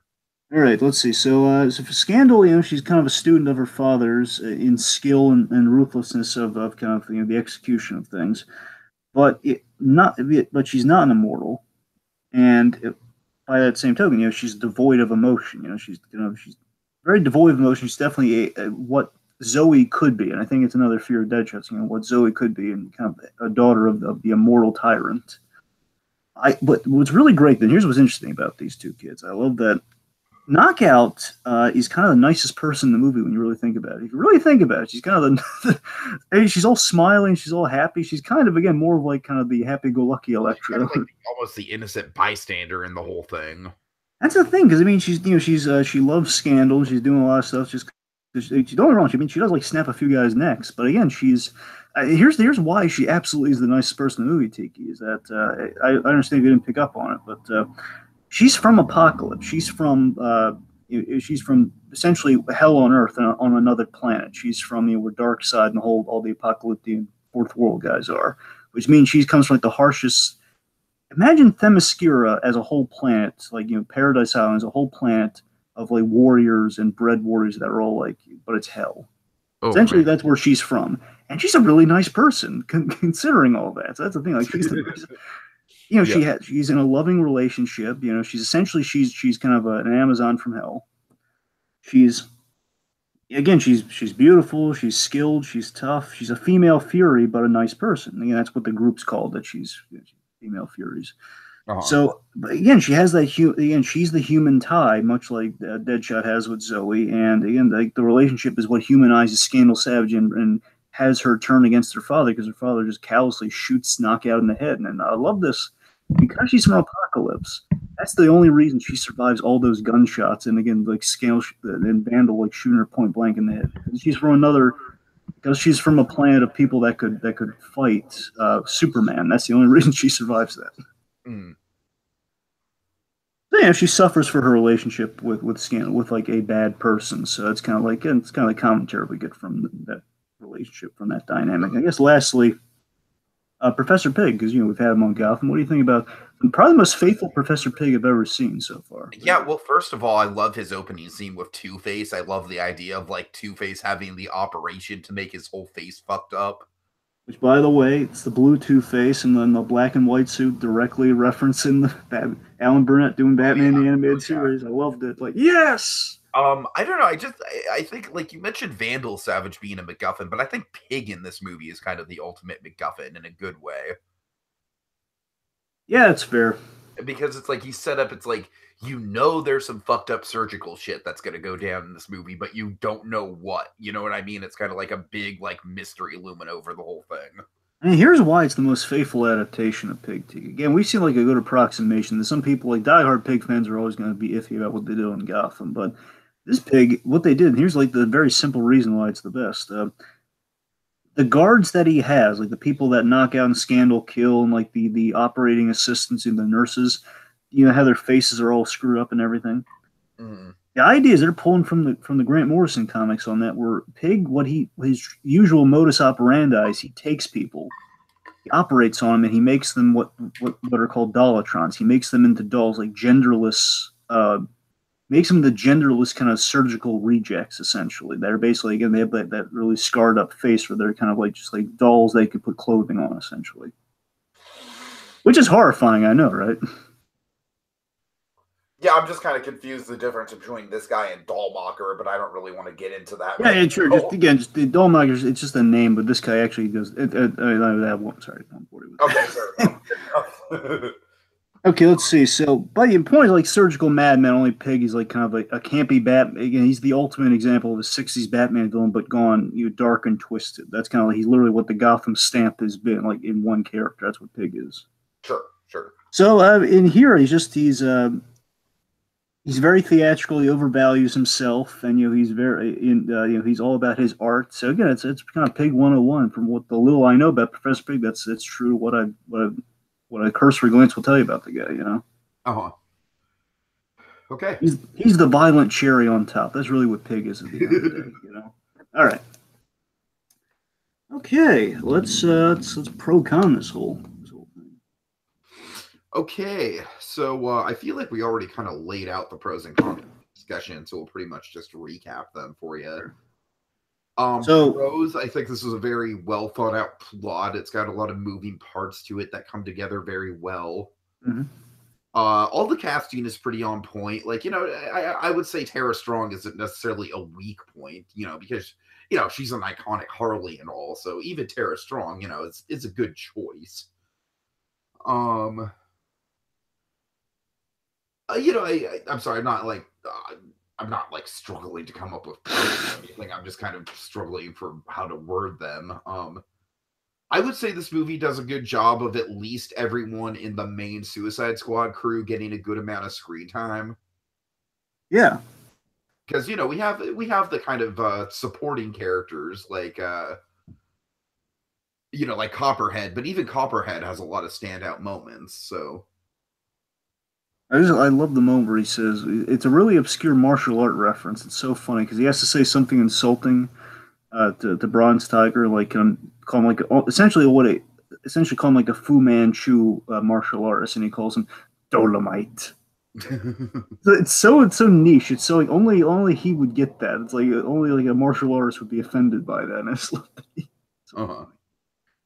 yeah, for me, again, let's see here. We've already kind of mentioned it really sells the R rating. We already went over that. Exactly. I think it celebrates kind of the R rating and does it right. Again, it's like if you know you're doing an R rated movie from the get go, this is how you do it. So if you're doing a grindhouse movie, again, it feels very appropriate. It uses the continuity right in a way I've been waiting for them to do for a long time with these in continuity films. Because again, there's no Justice League whatsoever in this, which is fantastic. But again, that's out for the Justice League movies. I'm just saying, Tiki, these Justice League animated movies, the in continuity ones. I want to make it clear, not just again, they've done good Justice League movies in the whole overall. I'm just saying in these in continuity ones, these Justice League movies were terrible. All right, I'll take your word for it. And what I'm saying is again, like the Justice League Dark used the Justice League to a bare minimum. This one doesn't have it at all, and the end result is it's fantastic. At least comparatively, it's fantastic. So my point is, so it finally uses the continuity right in that there are callbacks like Deathstroke. Well, more on that later. We pay off the flashpoint of it all, and we're doing a lot of we're paying things off with the continuity and just using it as an excuse to tell another story. With these characters without being able to brand it somehow. It feels very 80s, early 90s with the kind of the rated R-ness of it all. It's kind of cool. Again, it feels very classic Suicide Squad in the mission. Greg Grunberg, he is a very unconventional.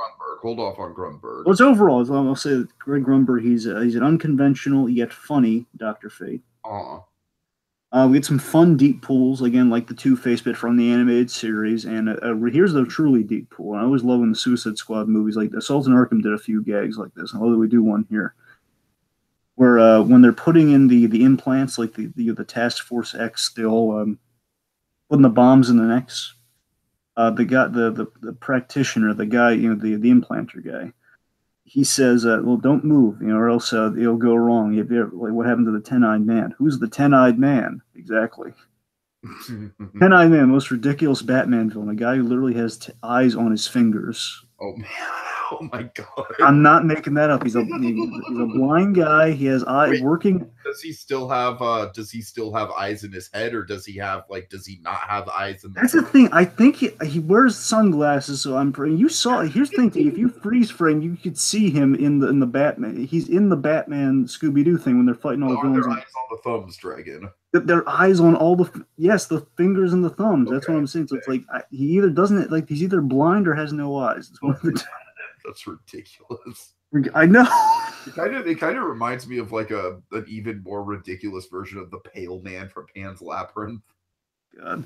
So let's see. I love the low-tech indie movie vibe of the road trip. Making a road trip again to kind of fit into the grindhouse thing. But all again, our core group I think is really well just kind of assembled. Again like doing your Deadshot, Bronze Tiger. Our traditions with the Suicide Squad doing Boomerang, like doing all the traditions there. I'm trying to think if there's anything real major to hit with the pros before because again overall a lot of it's fantastic. Really the MacGuffin works wonders. Again, the MacGuffin works wonders, and you know, like the whole the MacGuffin in a sense of it's a gamble of like if you die, you're putting all your hopes on this card working. It's a gamble of a redemption arc. So it's a really clever way. It's probably one of the most clever uses of MacGuffins I've seen in a while. So it's really, you know, really proud of that. And again, I like how we have the open. Well, sorry, I'm going to stomp on one of your moments there. Sorry, it's an outdated list. We've made amendments since then. So okay. You're right. You're right. All right, yeah. So that's all. That's a good summation of the pros. There's a lot of good stuff there. Cons. Okay. Cons, not as many cons, but they are there. I do think that some of the dialogue is a little cheesy, like throughout the movie. Honestly, there are like some cheesy one-liners and stuff, kind of mostly from Harley's end, sometimes from Deadshot's end. I really think you're. I just think you're unnecessarily lingering on that Deadshot thing. I think you're just thinking of that Mr. Robot moment though, before you think of bad line. Honestly though, Dragon, I kind of just think that's a product of the DC animated stuff in general. Obviously, as we said, Harley is probably, they didn't really know how to use Harley in this one, or at the very least, they're kind of like, yeah, we're kind of stuck with her, so we're just kind of make her a joke. Yeah. And yeah, but I'll say this much again. I've already said what I've said about Harley, but something new to say, I guess, is at the end of the day, it's not her story. And again, we kind of did a whole Harley movie with the whole Joker Harley thing, and the Sultan Arkham. So again, it makes all the sense in the world not to make Harley a main fixture of this one, but again, they kind of rolled with it as best they could with her. So. Again, it's a kind of a meta Harley Quinn fan service, and it's kind of Alan Burnett kind of commenting on the fact that, you know what, yeah, Harley's been dumbed down later. She's just kind of a one-liner gal. That's kind of what we've done with her nowadays, and that's kind of like, you know. I do think the movie has a couple too many villains. I mean, I understand that each villain has to have their own crew, but I kind of feel like some characters get kind of lost in the shuffle because of that. Are you saying that maybe we give more squad members more time if we cut out the kind of... No.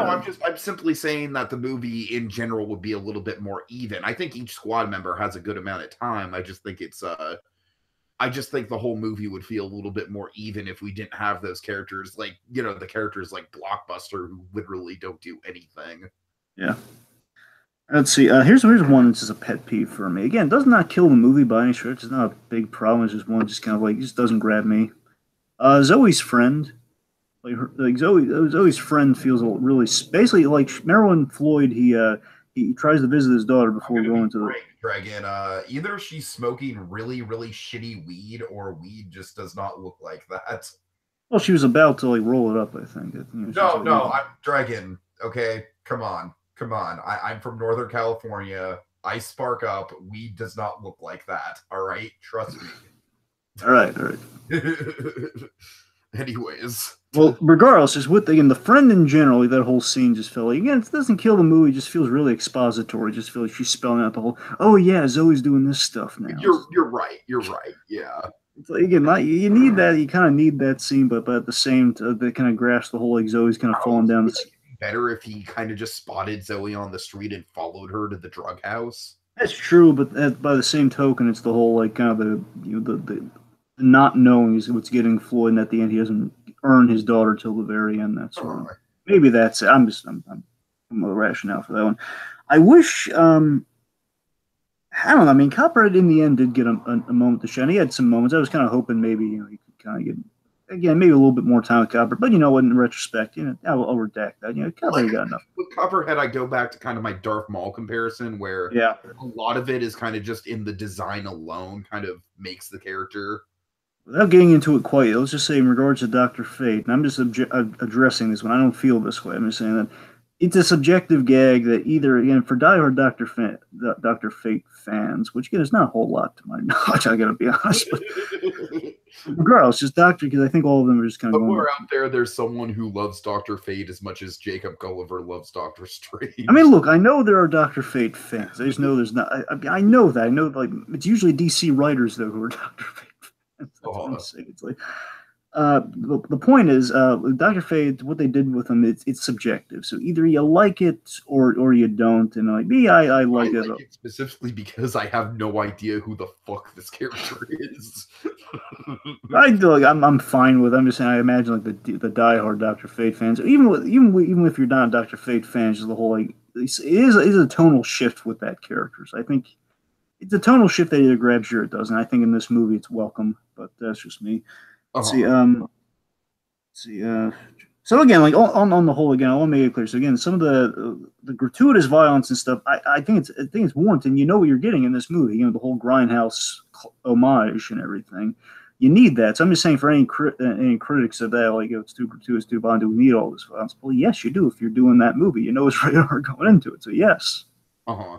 And I guess let mini rant again. I won't go into the whole thing. Again, it's just feel we wasted the first nude scene here, where again the movie was warm. We need. You're right, Dave. We don't. It's gratuitous here, and they just did it because hey, we can get away with it finally. Where again, we needed literally just what we see here, specifically in Killing Joke. It's it's a pet because again, like they do that sequence when we do the Killing Joke at all. When they do that sequence when Jim Gordon's being tortured, it's like it's very noticeable. The one thing that's missing from the book in that scene. And again, I don't want. Okay, anyways, the point is, it's like you waste. That's not even the movie's fault. I'm just griping with Killing Joke with that. I want to make that clear. Uh-huh. All right, so that's a nitpick. Anyways, that's all I got with cons. Okay, I think that's all I got too. So let's move on to favorite scenes. You go first. Sure. Drake, you're gonna have to refresh me on the names of these characters involved. I believe it's Punch and Julie. Yes, Punch and Julie. Yes. Ah, I got it right. Get it because she has a jewel, therefore it's Julie. Huh? All right. Oh, humor. Okay, so point being, folks, cold open of this movie is kind of like a classic, like, it's like an entirely different Suicide Squad group minus Deadshot. Deadshot's the only one in this that carries over. And basically, it's almost kind of like a Dark Knight situation where they all kind of betray each other. Yeah. And at the end of the day, Julie is kind of left, and Dragon, my moment is kind of two things. One, I love Julie begging for her life. I love the desperation in that. Like, you really get to see right away, like, how terrified she is of the idea of her head exploding because, it happens to Punch, like, right before, and you kind of just, see it with your own eyes, and then realizing, like, oh my God, like, well, she no, could in any minute. Let me help you out with the names here. It's Vertigo. Vertigo gets his head blown off. Not Punch gets like shot through the chest after he has that hilarious line. I just want to mention here real quick. Just Punch has this line. You're right. Vertigo is the one who gets his head blown off. You're right. Punch has that great line when he realizes that like he's the only innocent on this. He's a happy guy on his honeymoon. Then he realizes, wait a minute, because Vertigo's been pulling the double cross. He says, wait a minute, what's going on? This wasn't the mission. Vertigo, and then he gets like a whole shot through his chest. I just love that delivery. That's still my favorite delivery in this whole movie. Like Vertigo. So, anyways, like I said, though, I really like how Julie is just so desperate. Like you really sense the fear in the situation. You feel the weight of what it means to be on the Suicide Squad and having that thing in your head. And again, it's such a Mike Ehrmantraut moment for Deadshot too. What? Such a Mike Ehrmantraut moment for Deadshot and kind of taking pity on the girl. Like Deadshot puts her down before her head explodes, says "Turn it off, Waller." And then we get that great line. This is kind of like a cheesy Christian Slater one-liner that I actually like. Dragon. Waller says, "Are you getting soft on me, Lawton?" Just saving you on the dry cleaning. And then we get a great guitar riff, which leads us into our title. Nice. Dun, dun, dun. Nice. Okay, second moment. I feel like kind of the emotional. Oh wait, no. Hold on. That's real quick. I just want to say in that opening scene, what's so cool too is that I got a big kick out of this. I love that Tobias Whale was our bad guy who was like on the train, who basically was their target. And of course, for the Black Lightning fans out there, Tobias Whale, big deal. All right. Cool. Anyway. Okay, so second moment we already kind of touched on Dr. Fate, but let's talk about the Grunberg of it all. It literally is just a favorite moment.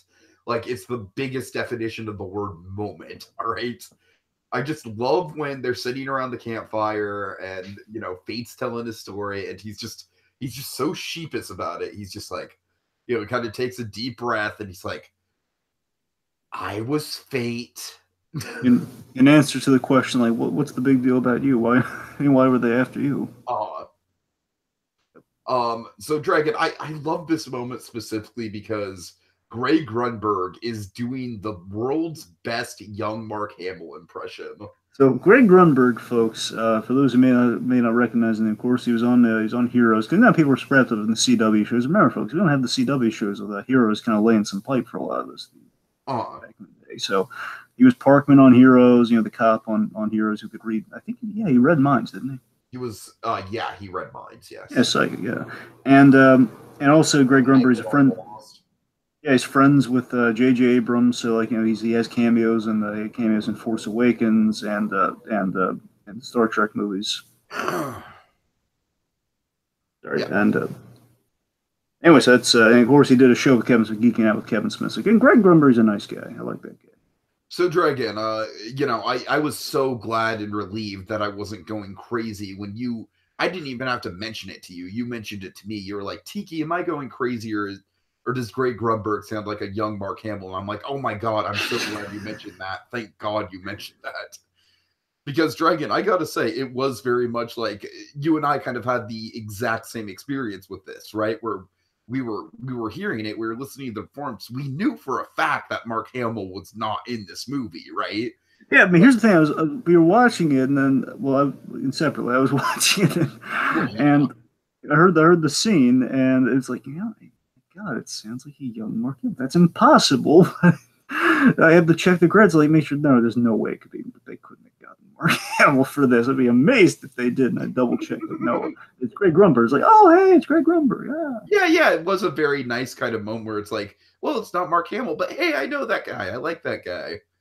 But Dragon, let's just say that wasn't the case. Let's just say Greg Grunberg's just a front. Let's just say secretly something else happened. Let's just say there's some next level stuff going on in the voice recording booth that we're not so privy to. But Tiki and I, being the running gag aficionados that we are, and being kind of the speculator auteurs that we'd like to be at times, let me just throw this at you folks. Just buckle up here, okay? Buckle up, get your cheesy dogs and your chicken nuggies all set by your sides here. Imagine this, if you will, humbly. They're in the record booth, and they have America's favorite, Mark Hamill. They have him, and you know they're thinking of the days of '77. They want Hamill to kind of pull a Last Jedi moment where it's like R2. They want him to get into that, but you know what? Hamill is having an off day. You know, want that, but for a whole performance. Exactly, they want that for a whole performance. They want to basically get back to my barometer on what I was hearing when I was listening to it. I heard the whole, and that's Ferris. That's Mark Hamill doing Ferris Boyle from before he played the Joker on Batman the Animated Series. Just kind of another just a casual Mark Hamill character. Uh-huh. And it's like, yeah, he's just gonna do. Yeah, and he's. And anyway, so the voice record booth, they're probably thinking like, hey. You know, Mark, this is good, but we need kind of that. You know what you did in Last Jedi? Can you do that role once?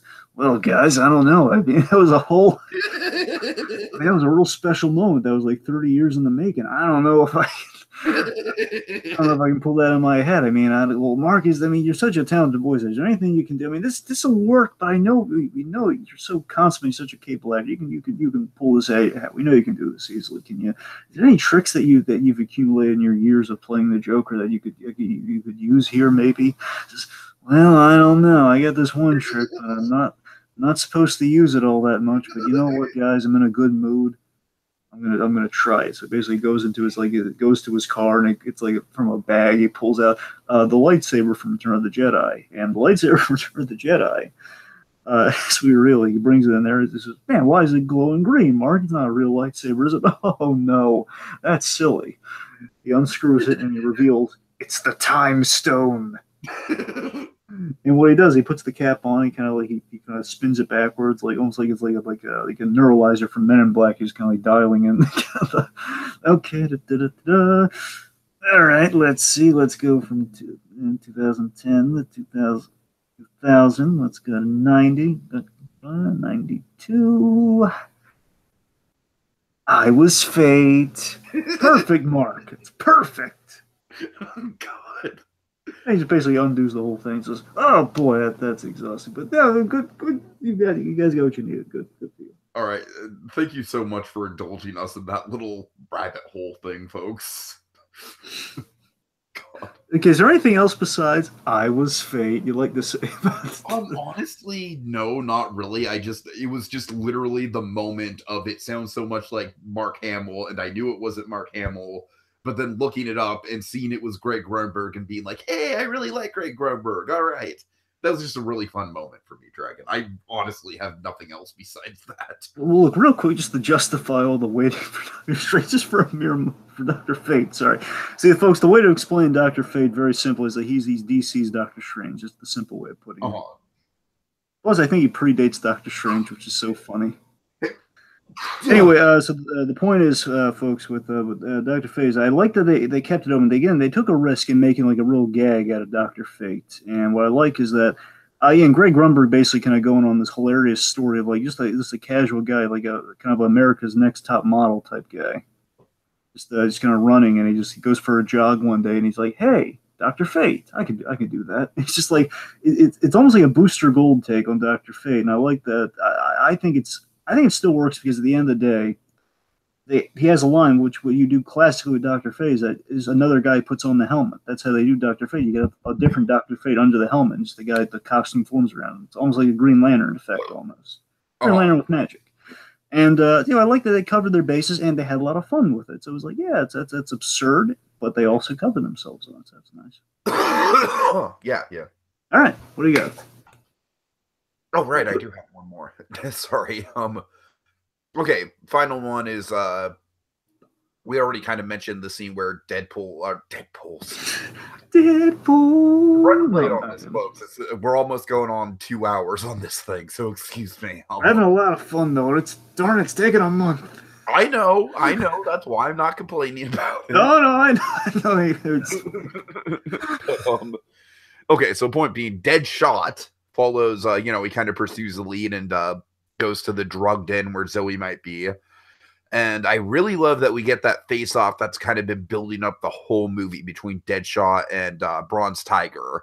And what I love about it is that Bronze Tiger is just making like all these cutting remarks, and he's just really just like kind of laying into him like the hard truth, like, like you're not a good father, like you abandon your child, like you abandon your child for a life of crime, My wife was murdered by Deathstroke, the guy who pre-exists Deadpool. you threw your daughter away, and of course that just did. And that cutting line is just like just the whole tension through that scene and the fight choreography and everything, how the fight kind of goes from the house to the alley. It's just a really well composed scene. It's probably my favorite one-on-one fight in the movie. And like I said, just in terms of writing, it's a very good kind of boiling point between Bronze Tiger and Deadshot. And what I like about it is that moving forward from it, specifically, both characters kind of grow from it. And after that moment, we do kind of get this budding level of respect for each other in the second half of the movie. Yeah. All right. That's about it. Right. Okay, here are my moments. I'm going to be quick about this here. So, first and foremost, we have, chronologically here, we have Zoom removing Killer Frost's bomb. So it's always cool when we can remove the bomb. Again, one of the great premises, one of the great cell lines that, okay, we have super criminals, they have super villains from the DC universe. They're on a team together, they're forced to do a mission. What's forcing them? They have bombs in their necks. So, like, Amanda Waller can push a button and blow their heads clean off. Wow. Right. And again, like usually, again, Assault on Arkham had like a whole like subplot, like, hey, let's get free from the command here. Let's get the bombs out of our necks. And Tiki.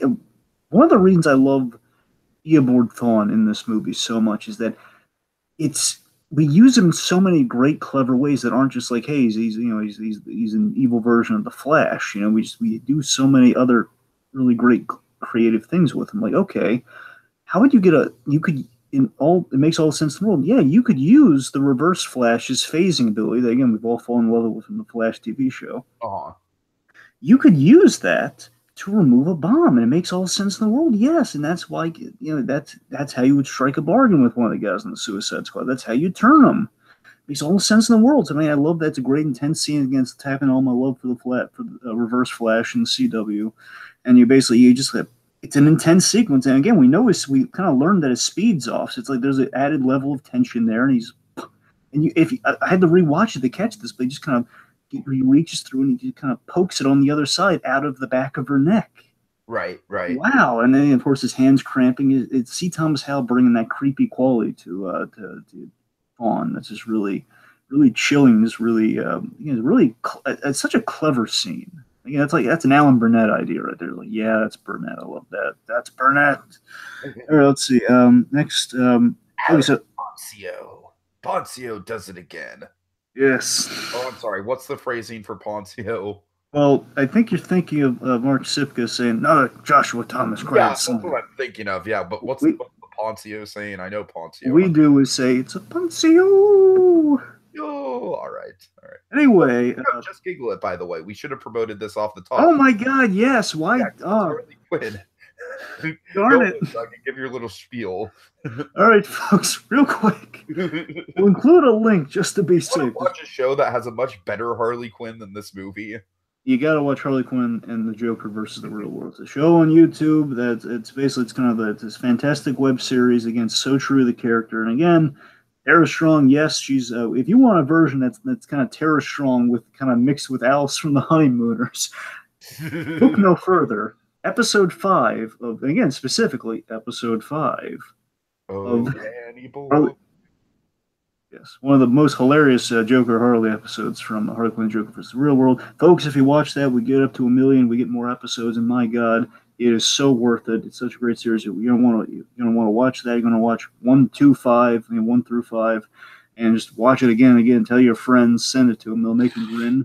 To quote Batman '89, you send it to your friends, it'll make you grin again and again.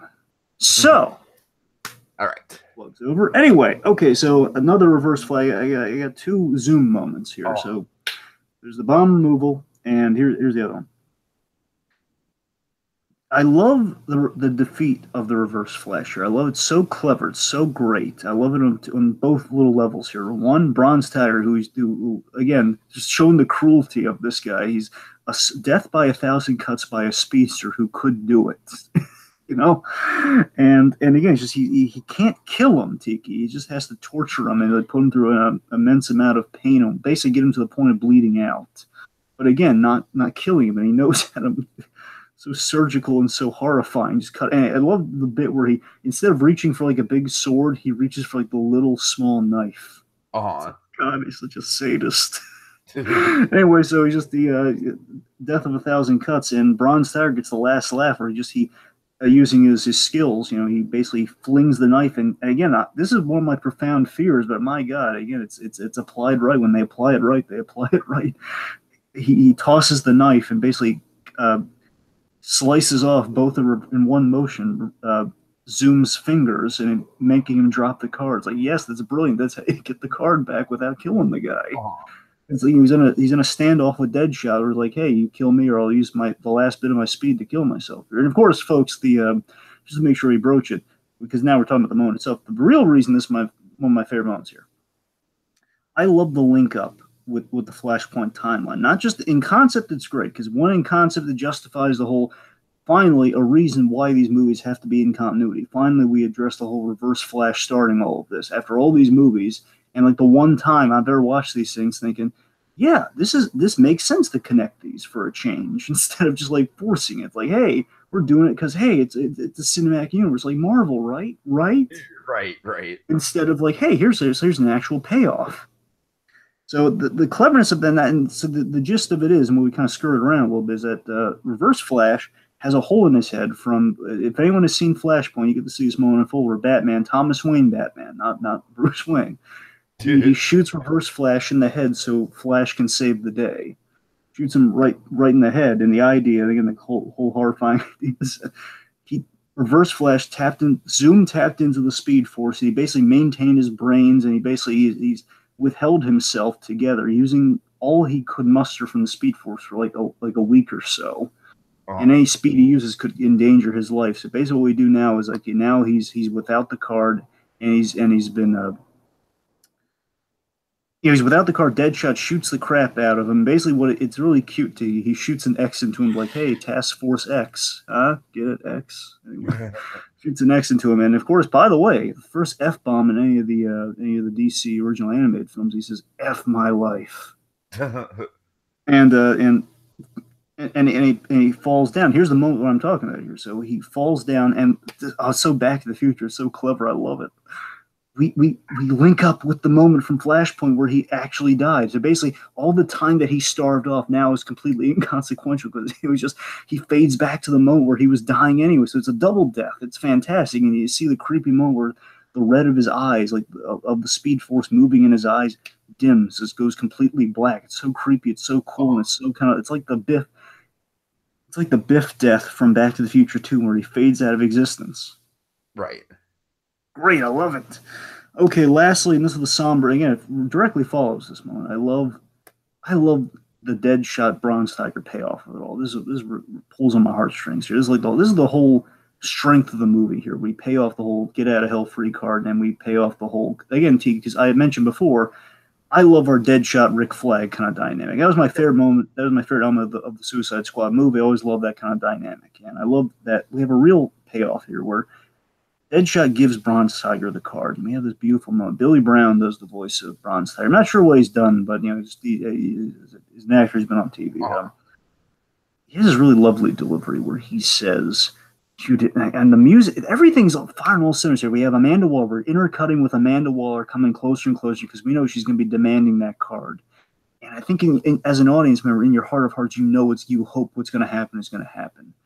And the score is like it's this great quiet moment between two of them. It is very much like kind of a death of Mike Ehrmantraut moment from Breaking Bad, where Bronze Tiger has that great like realization of you didn't want her to have the card either. Right, doesn't deserve it. And it's a great exchange between these two characters. And again, they developed a respect for each other since they've hashed out their issues on the fire escape. And it's this great redemptive. It's basically Deadshot's redeeming himself vicariously. It's redemption vicariously through Bronze Tiger.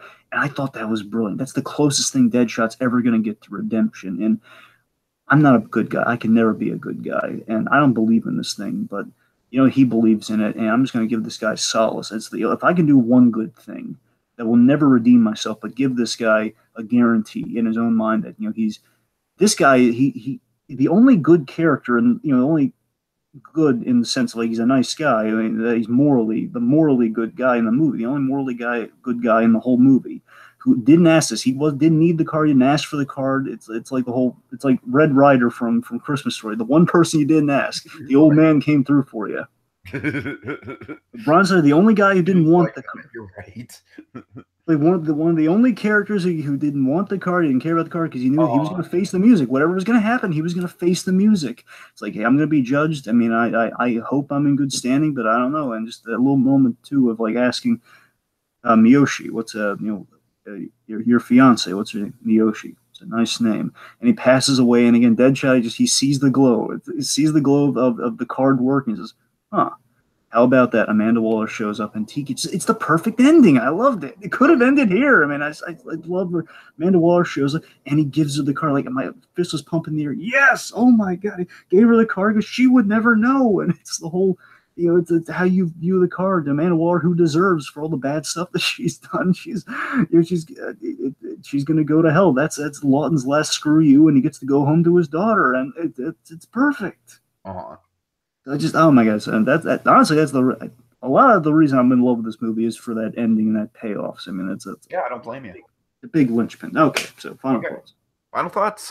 Yeah, like I said, folks, this still is kind of it's a very good movie. I just feel like so far out of the gate this year, we've had 3 really strong DC movies with Scooby-Doo, Batman, Brave and the Bold, which really, for all intents and purposes, isn't as good of a plot or anything as this. It's just a lot of fun. Oh, yeah. And then Gotham by Gaslight, which is probably the best of the 3, just in terms of the plot and the pacing and everything.